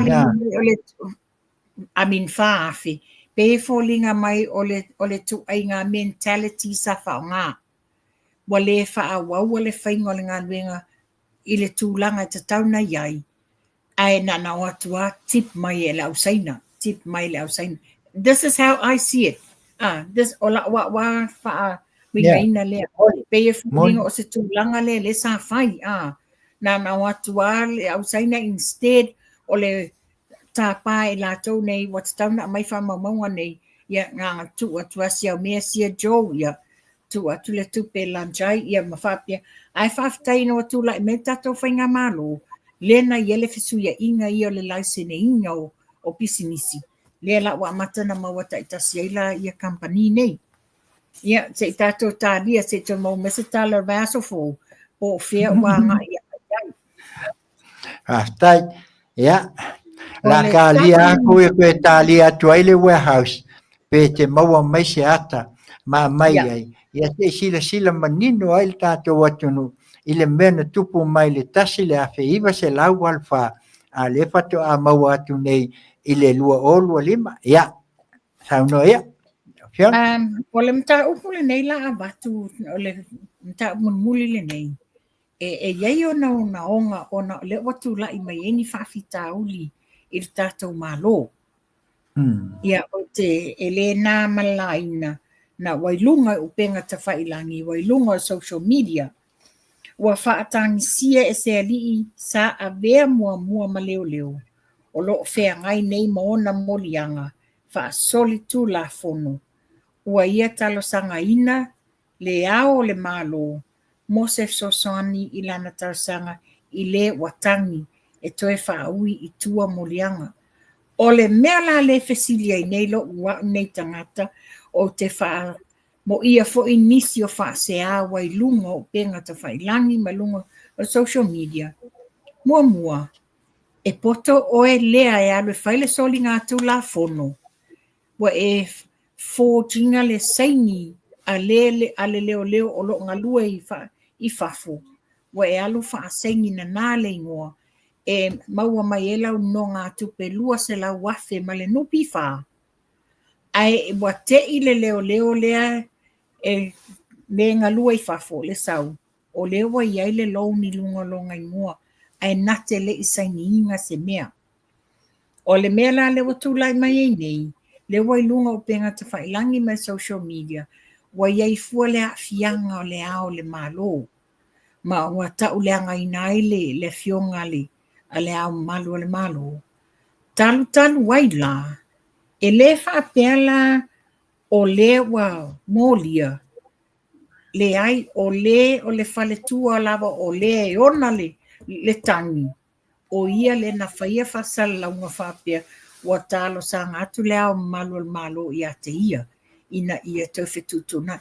O le la wa te le ai la whenumi ai. Ma la lafo ai tala whapea sa le tatauna involve le ao malo. A le maua mai, e le i whapea na iese direct conversation a le ao le malo, ma i la tau olo o molia. E langona i la whanoa noa. Langona i whanoa noa, langa le wala lafo tala anga i le ao malo.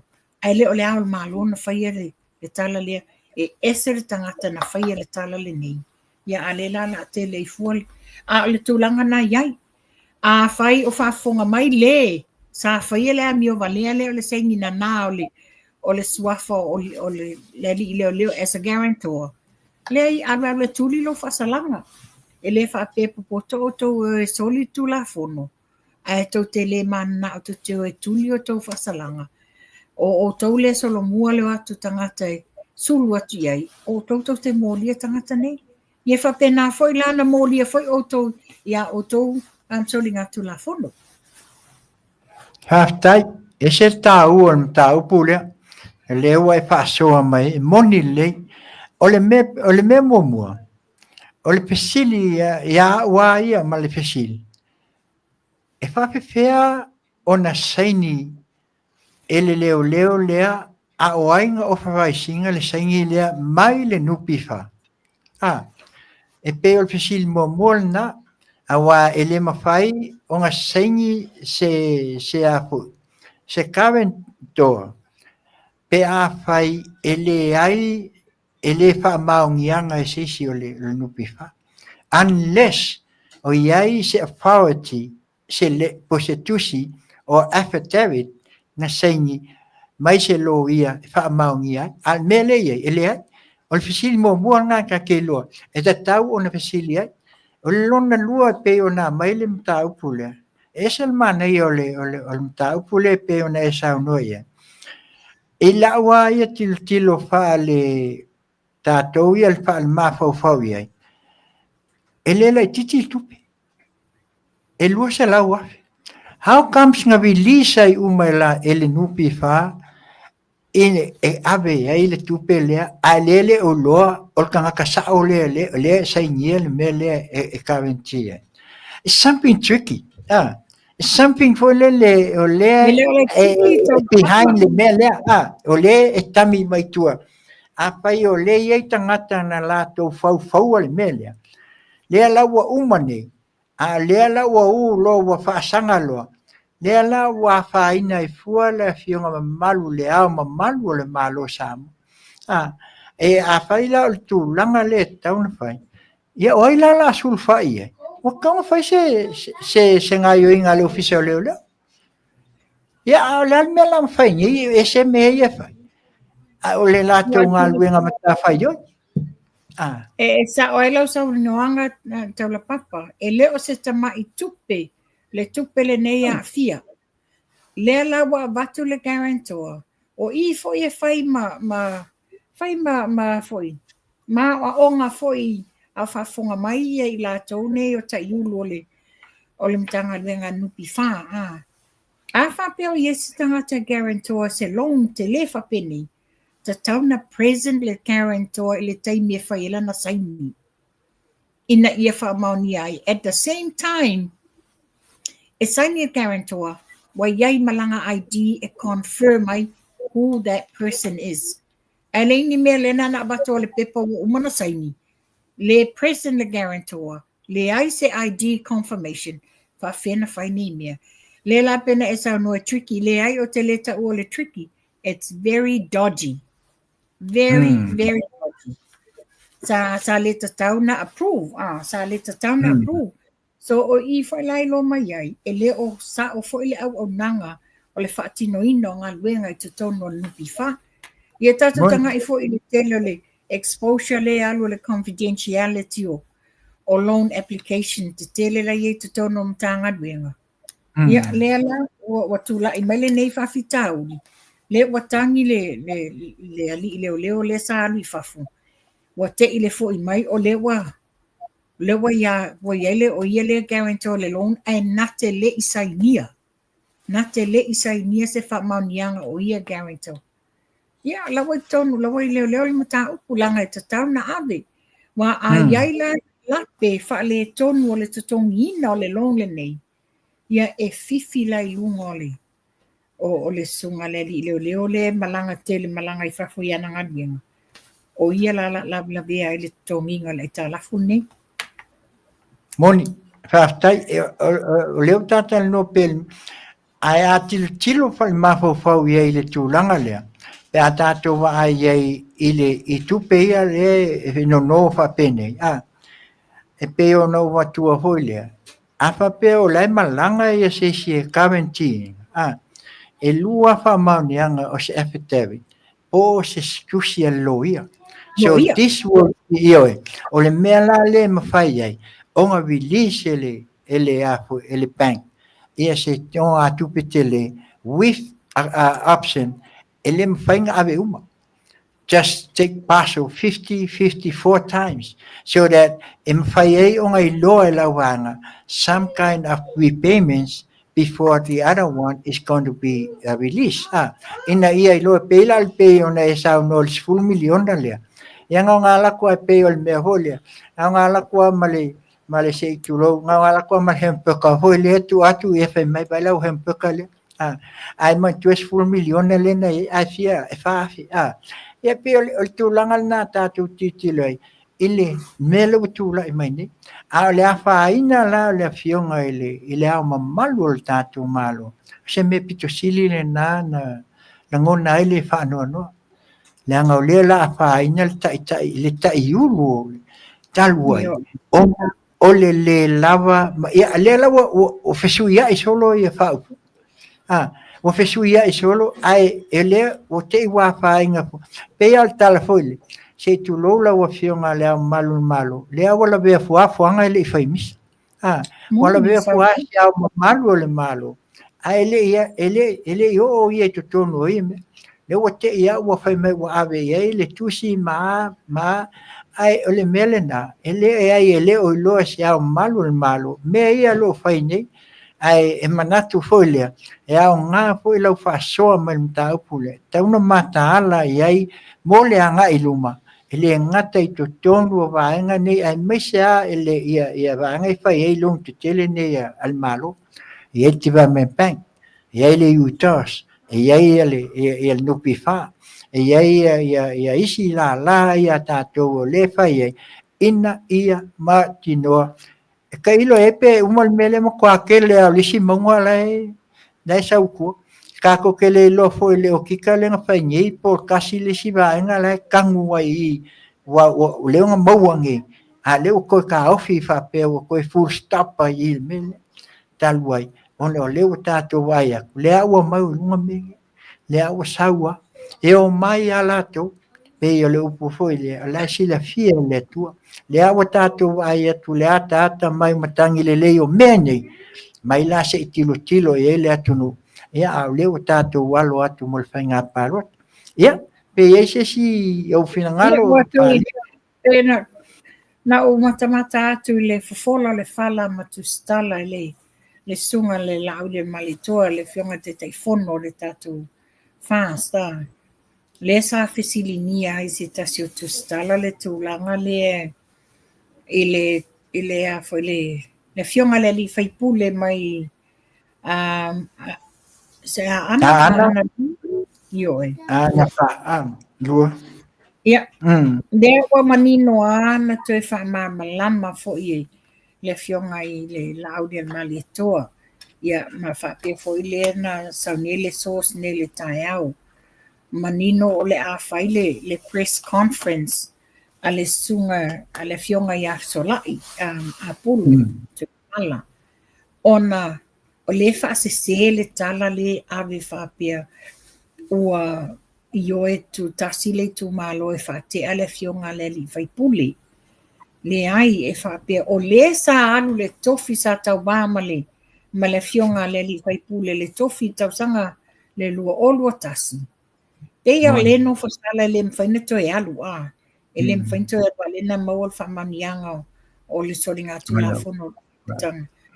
O lea la o ia le whapea o lewa ai mawa ia o le vaenga le tuangai lewa mai e momoni mai le tala le whatea wa ai le tupe le sa o titilo la o documents sa o titilo documents o le freight na le na ave ai e alu o le taavale a le fionga le ali fai pule na avatu i nei, avatu i ona alo. E mantua taavale nei. E le ma fai na taavale nei Samoa, pe a fai e le umana tatoni.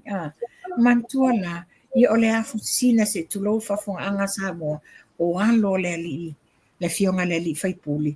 o lātou tautua lea i le taimi na whāua e se ta avale ia a minsta lango mai lātou. O la lai manino uma mea i lunga, ai whapea o le tupe le sa teu wha investment le UTOS. E iei se e ka le sia i tono le tu malo le fionga le li whaipuli. Ua tang sia se sosoani mana o mia mabi. Lea sa fono, le fono wha avai, e ta iei le fionga le li whaipuli. Ia ma le tu malo. Whapea fo i le matanga luenga le UTOS. Ia ma le matanga luenga tina matamaitai. Sa whelong lava mea nei. E le i whapea na whai nāna i.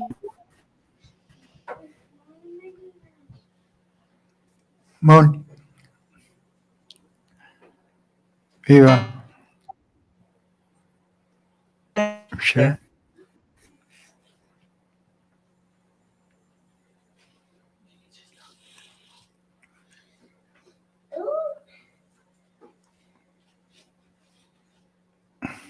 Yeah. E manatu se o le se to tan fat masalo fa le tonu mai ia le New Zealand ile o lo miswakina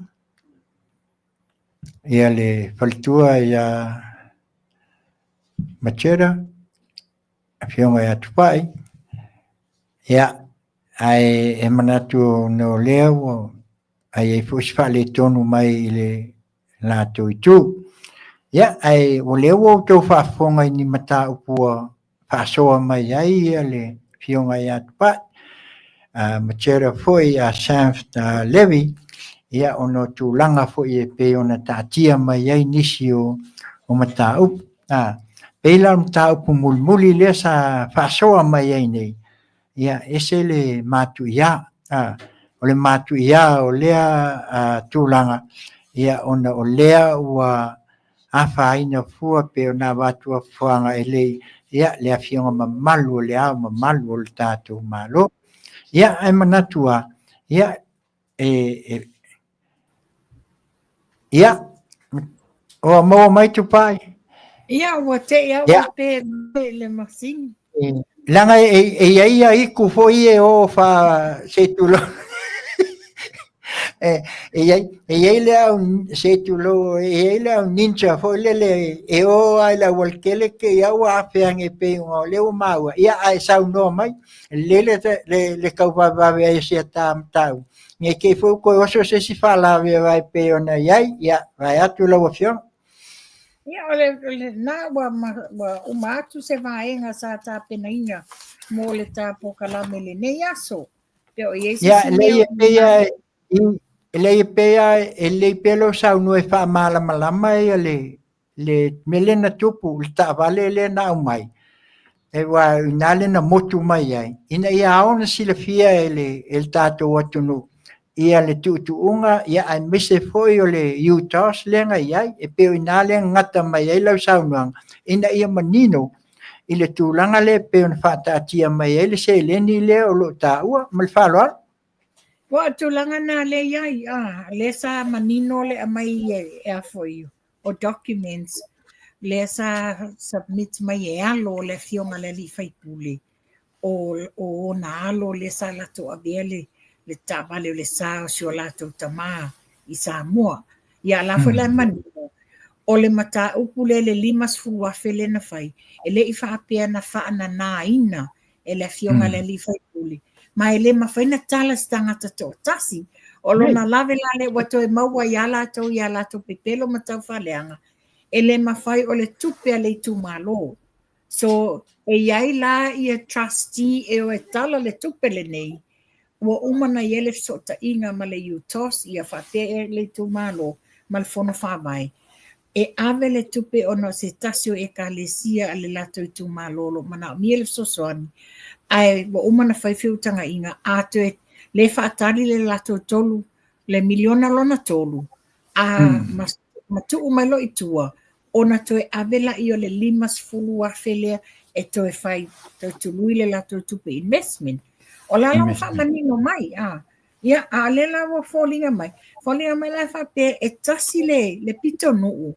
E tasi lava le pito nuu o le mana na o e tuli le fionga le whaipoli. Ia, o tulanga la le ia. A le maua tu whapea. O i lato umai e le mana o e tuli le fionga solai. Ia o supporters uma le HRPP le mana o e tuli. Se ma ewa mi o tangata se. Ia moni le lau saunoanga. Le ai o leo mai tau atu nei. O manino le whaamalamlamanga. Le ngata i lea. O le mantua fo i le ia si whaipule fo lea pasal le anga. Lea o vai fo i tasi Mangeli. Ia le fo ina sau fo si pa ia si whaipule le na interview mai si tulo fo i el vai malai ma le a fionga ia le sunga ia le ataua. Le nga interview mai. Fa malama fo i la ia le se lau fitulima lea. Ai okay lo ka haka ia se tulo a el fa ponga sangwa. Kwale malama masalo ai se akungu la e ai le ngana le la tute. Apa malama mai le ngana Samoa ele malama ai apa mai fa Mexico. Yung ka akule ulu no winga. E makwale lo ko nga le ia le fo fa malama na se lau fitulim pa pena fo le si a ole lava e mana o al HRPP fa mai wa avelea ia lea wo mai fo isi fai pulelea ia al mesili faftai ia o lea wa malama ia mauti noa ele o faia se awal mai ele fa penga ia le ainga fast ele o fa penga ele o fain fast pepa fo ele alwe avel mele con e penga sa moia masalo e mawale le interview le na sa no ia oi foi ia lesi le onsemo le na fsili ai le na sa no ai le interview le na fai na fi male au twistala le sa no ai le o le tasi pepa na alwe ave ia ele tupe tula e pa le ni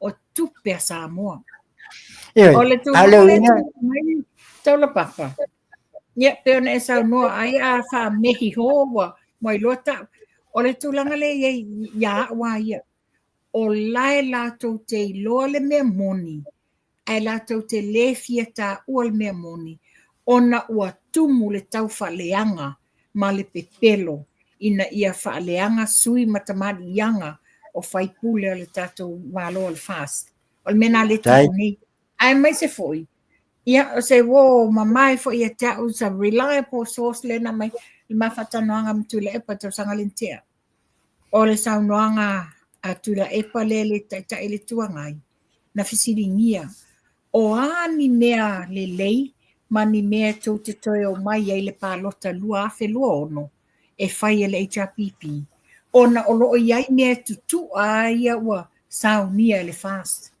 mai nofo toi ina ata fan mai lo ia ale ai lo faleanga lo faleanga le ala o tatou lo le watu la mai le walia e mai mea umane la latou te iloa le mea moni ai panga lea le ofia iloa le mea moni ua faatumutumu le tau faaleanga ina ia faaleanga le fast ia Samoa ai ngalo ai o I waliliu le tofa le atunu ona ua faitau le atunu le tele o faaletonu e tulai mai moni le lau saunoanga e peila o lena taua watu ai le tali o le melna ana ua e mau tonua o le tau whaaleanga. Io ele ai asisi mea i lunga ko le mele awa e peia ona e sauno tūlanga lea.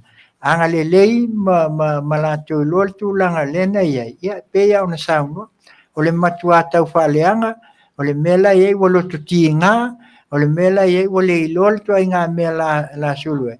Ia o lea masalu pe o le saunoanga po le masani na tala ai tamaiti fo ia pe a fai tūlinga fo ia. Pai loa kala chanwe, su e lol meo la ingia ia pe se tu lol fa punga Samoa. O tūlanga o iai. ia ai ole manatu le nei tula ia la ta se mai ia le ta pa pe wo mai ia ato pona ia Ia. wale asia po le ase tulanga ia le asia ia ale a foi ia nisi foi o pa manianga ia wa lava le o le vai ia wa po le tau mafa le atu no ia mal nela lang ia ai mese lana kulimi wo lau lo ai ia mi fala Au te li se e tātou Asia tau la papa na o whaapipi i atu whaapea. O na wai aini la fonga ma ni tu singa foi. Wai lunga o penga ta whailangi ma le social media whaapea. Ua pewa alalanga ia lātou ia whaapea. Ua le ua tau lau o whaamoemoe ia ta lepe tātou ainga fast. Ma whaapea mai ai. Ua whaiti ai. Ia le whai numera o supporters a le fast. Le ai. Wha manino pe o na sau noa le fionga ia polata i bao. Lea le o te teifono nei Melbourne. Le ai wa wha te le ina ai le stala ino o tātou tangata e lango le tātou fast. Ka pena fo i a mātou nei New Zealand i Aotearoa. Wa wha te le ina ai. Wa langona tangata. Le whainga o le mea lo o tau mwhaisio tātou whainga mālo o le fast e whai ina ia moni o le alofa i a Samoa i taimi o i luma.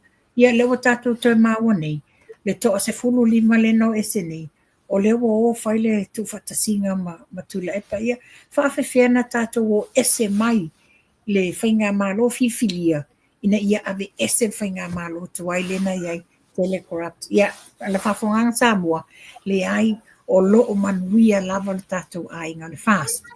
Ia, malo e le ai e pe ona whaapopo atu lau saunua o lo whapena fo i ame wika ne o lo malo si lava ia ai mai se fo i o lestalaina ia o suafa o i lātou umalawa o lo i le ai ngā fast e manatu fo i le tūlanga lewa i ai nei le whamoe pe a whape e tau nuu le pālota. Ia ai lunga e tō i eisi si alwes. No winga le awa tātou ai le ata manino. Ia leanga lewa moli mau. Moli mau whaatasinga sa whai New Zealand. Moli mau whaatasinga i le lestalaina. Moli mau ia whaatasinga sa whai Australia le lestalaina. Moli mau whaatasinga o whai nei Amerika lestalaina. Moli mau Hawaii i lestalaina. Rona winga la.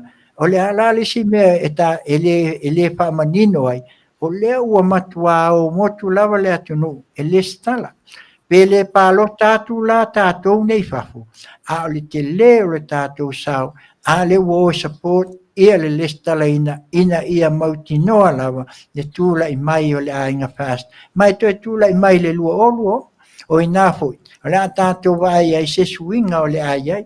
Ioi, ai paua leo le mea pei o na tātou tāli ngā ai ma tātou, ia tātou tuu i le tua, le anga tātou te whaia lawa ia tūlanga ia male neiso i fuanga, ia tātou te tō matau le tua pei o na moni ai le ngoa o le tātou vaenga whai, whaatua i le tua Samoa o tasi.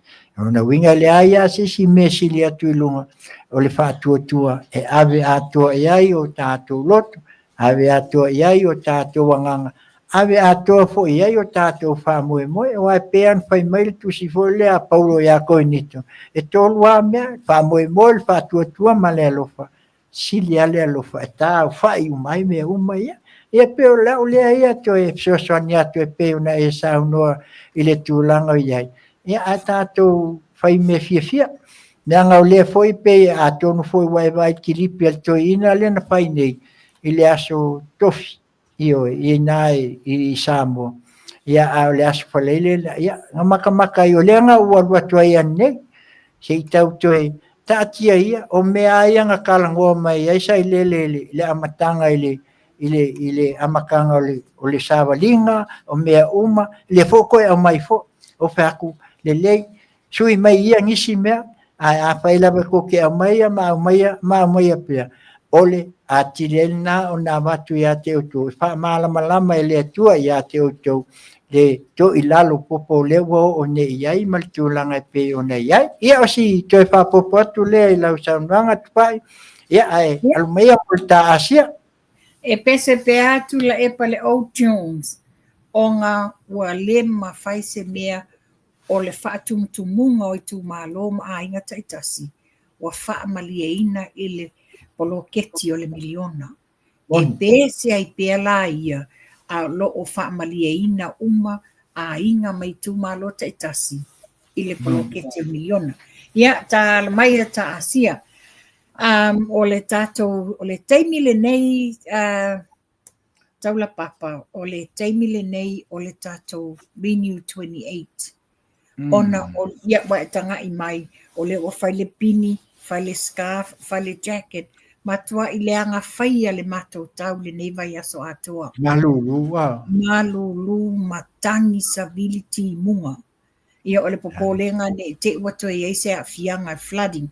O le wa declare le emergency I la lo I le moti saute I Christchurch. Onga wa tele le rolonga I no fuanga ma wala lalo lata le malava lele I la lo. Ia pela tulang ma walena I le a fianga tu lua tau sanga tawai I le flooding nye o kilan. Ia maola le mele tim te tele lua. Na le whai matilo mai whafone te wato e flood mai le fan lea. Le taimila le nei. E ese lea o ngā, o le Renew 28 le nei, e tolua o jaus na walma o Samoa sa o whaangai nei Samoa le vevela. Taimile o le vevela ai, te taunu mai ngā tai tulou umana solo le afu. Ai mili loa lai le Renew 28, e ese le malu o lau whaalongo. You know, it's a vai for abe ese le heat rash. A le fo noticing le taimere tau malulu. E na malulu le taimere te apply ai. E le unia po se lua le 5 minuti. Awa e whaalamoina lo kona whana I le Renew 28. Yes, so le alafo wato e oka ukulimi ona o le ao ngā. Ia whapea fo ile tātou, ia le taimile nei, wa ua le toi mawasa Redox Gold. Wana na taunu ma nei pe taunu mai le oka tai au e bili mai se sile uli. Tu pa I se whamon mo le po I sa Redox whak ia. Tau tangata ave. Ia o le tūlanga na ia nei ia ma le tātou vai le asia. Taimile nei o to a tele nisi wa mamai. Ia ai onga o le tūlanga lava le whatamalai I le tausinga o mea tausami ia me se foi ia la tau vai. O ani na prescription o mai fo mai ia tau si siele inuingo o tau vai ina ia mawhaina o whaatasi malau asia ningi lau tino le 28 ai tau mawhala o asia for your internal ia o le tūlanga na tau la papa te lei whae nel pokalame o le vele nei taimi e watuai wha mai senga I se wō ma whana o se tasi o se work colleague o le fionga ia fui maono mai iava wha uma pupu alii e langona le wha nonoa ina ua maua maletala I lonalo she suddenly passed away I Samoa ia ona o le tūlanga fo ila le safsilingia peia e maua o se siama fo o le dengue fever ia e watu ai whaalapa ta inga I le mamalo le tātou atunuu ai mai se pe whapea tu te whai malanga I Samoa manatinam ta mama tutua ai mai se whanawiti ia pui mai whaamai o le dengue fever ua te lele a fianga si o tātou atunuu dengue fever ai no whapea e sele o unga o le siama I le dengue fever ia le lai whamai se tuai le wo ia maiava mai maono wha uma pupu alii. Wha mai se atu ia e lofa te maa ia tu mia I wha peli no whaalo tātou whiloa I pe atau no umailo na sai New Zealand. Hello, tai. Ia, e manatu o lea ua e sao no I tūlanga lea, ia e whapopo atu ia le au nanga si ufafonga o le tae au fōu Radio Samoa mai Long Beach, California nei. i le whātonu, ia ai mai se foi o tātou auaunanga, ia e moli atu ai whaamaisenga, ma whaamawhanwhananga, ia ona o le wala au o le tua, ia e pei lava ona e saunoa, ia e o mai loa taimi po ngisa, ia matua whaingatā lava, ona o motusia, ia o mawhatanga pelenga, ia le ngata o matua, ai meise o wā ma whanau, ia meise o tāpua inga ainga lua, ia ona o le wala au o le tua, ia wha meise le tua, ia meise foi ia te oe la wafionga tupai, ia ona o se wo foi e pele ia oe, ia meise foi, ia o me siri o nai watu New Zealand, ina ia awai ane iai, ia mamoli atu iai alofanga, ia ai meisi o le tātou au nei, le awhionga le whātonu mani mātou umanei. Ia, ona manatu la ia lea, na o si fesilia, leanga sa wa ai lunga o penga ta whailangi. Sa e wha au mai, pesa o ea, pesa e tu mai ai. O iei ful ka ngaka wha a mio it ua whaile a sia i le, whātau i le, Walmart ma le, pe o ina le tau fesilia tua, ia ele leia le a mai na ia manino. O lo a mai o whātau le vai lea i nisi fo i o tūlanga iai o whapea oi. I o lea fo o fo i whainga vai mea ka ngei ka ngaka ali e le koi. Ia pe o se fesili mulimuli na ia una tuatula ia. E moni sa nanga tau la papa sa o malanga i sa mo tau sangan te nei whapea fo tau sangan nei ma whai e nisu e suenga.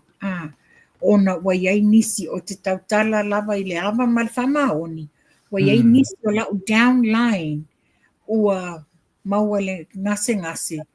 Ona e ese le vai na lato tau mawhaina. Le lana whaamaoni ai e ese le vai wa whaatau inai nisi fo i o tamari i Samoa.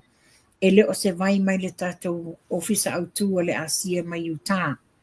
O i latou nei wa latou mawaina le vai i longa o penga ta whailangi le eBay and the Amazon. O le awala tonu ala le nā pena o whai atu ta whatanuanga naso nentea. O lea wa iela o shipment direct mai lava ia te au. Ne alu i Samoa le masina le nei. Ia ma whailoa tonu atu ale no fuanga e whatawai. Ona wato o tele nisi o tamari i Samoa e wala au mai. E mana o mia le vai a ua fefefe la le tūlanga lea. Le wai loa ese. E mantua le tātou te watu pēa lunga tātou po kalami. Aua e i tau inua ni vai tau te iloa e leo ni vai mai le Asia. Lea la le awala e mawhaina e iloa a whafonga mai Samoa. Po o whea te alu whaatau e lau whangu Asia po o whea no whanga nei mawai Samoa. O tua le whangu le Asia. O na le ise whangu i ia te au leifale. O tua le whangu le Asia te waai e le label. Le label nei tua le whangu lan moana. O le label e le mwhaina e sasai e se ina. O le label it's already impacted in wa umanga print site tonu i lunga le PVC. Iai. E le mwhaila na sasai. Ai a whapea po whese no whanga sa mo te whatau ele vai. Tango e tau mwhai sasai a whai e masai ese na e loa la ia awa le whataua. Okay. Awa whataua e le o se mai sao. Le la fo e yele te mali i na sai sa mua ia Januari, sau ne ia February. Na sau wala au mai ia tupai, ma se tāpusa. O a ule no ualu no, la ule ta ualu no whanga le mawale mai. No ualu whatau, la mea mua na whai, o lo tango i tua le leipol ai wha ni ai, o le whasi pepa, ai sa sae mai le pepa. O le ele si barcode, a le osi le maka langu luli. Ia na o se tua lalo ma se fautuanga i le mamalo le atunuu. Aua ne e o tau whātaua le o sao. Whailo mai ai e le o se vai sao na le Asia. Tātou te le loa poa ingredients lei to tonu o vai nei. Tai. Ia whamanonga le nātau le papa. Tai. Ia masaro leo tō whafonga Samoa, ai mai se foi o le tautua le Asia, ia latu le siufonga o le tae au fō, ia mai nei, ia miwika nei lan whaasalaunga, wa ai tua o le whanu. Leo wa mai manino lava e le whalitua nei ia tupai, wa ai tua o le whanu, ia tangola ia le sai, ai sai atu loa e masai ia ngai vai lo se tu lo lava ia le whaafonga Samoa vai po ai nganga mai ai koe whaafo i ai ma koe whaafo i sao ai se vai atu lai pula mai ai tu ulo i ai whaasao i ai le ai ma ai tu al fangu sai pe yes pepa ia te tu ulo ai mai lau tupe ai whaatali o le a mau atu le me whaatau ai le asia ia pe a mau atu le address el faltua ia tupai ia una longo atu la ia le lungo le tātou penga te whailang ia le tātou au nanga nei ina ia mau ai le me whaatau ai ina ia aua ne e whaatau se eBay ia po le Amazon ia po fea lava se whale vai e te ai ai le asia aua ai fesili mai pea i le tātou ofisa nei ia po le wala au mai fo i le 5 o tolu ono fitu o tolu lua ia i le faltua ia soli ia fai fo i fisoasoni atuai ia awa fo i le meo lo whaatau ina ai le vai ia e mese fo ia a maua mai le fionga ia tupai i le atuesi Samoa ia ona whapea lea ona abatu ia ai wā ia le tau sila fia le tūlanga ia o le manatu le nei tūla ia o le fo le apasifo ia le tūlanga o se auaunanga ia ai watuia le anganga o whaatai i lau wafionga tupai ia ko reng foi ia mafunua foi ia meise machera ia wala uloa i foi lo swafa o el tina James Levy ia ono lo fesoa soani mai le tātou au nang pe ia o le tūlanga e pe ona tātou taumawhai ia tātou te le taumawhai e longo le tātou atunu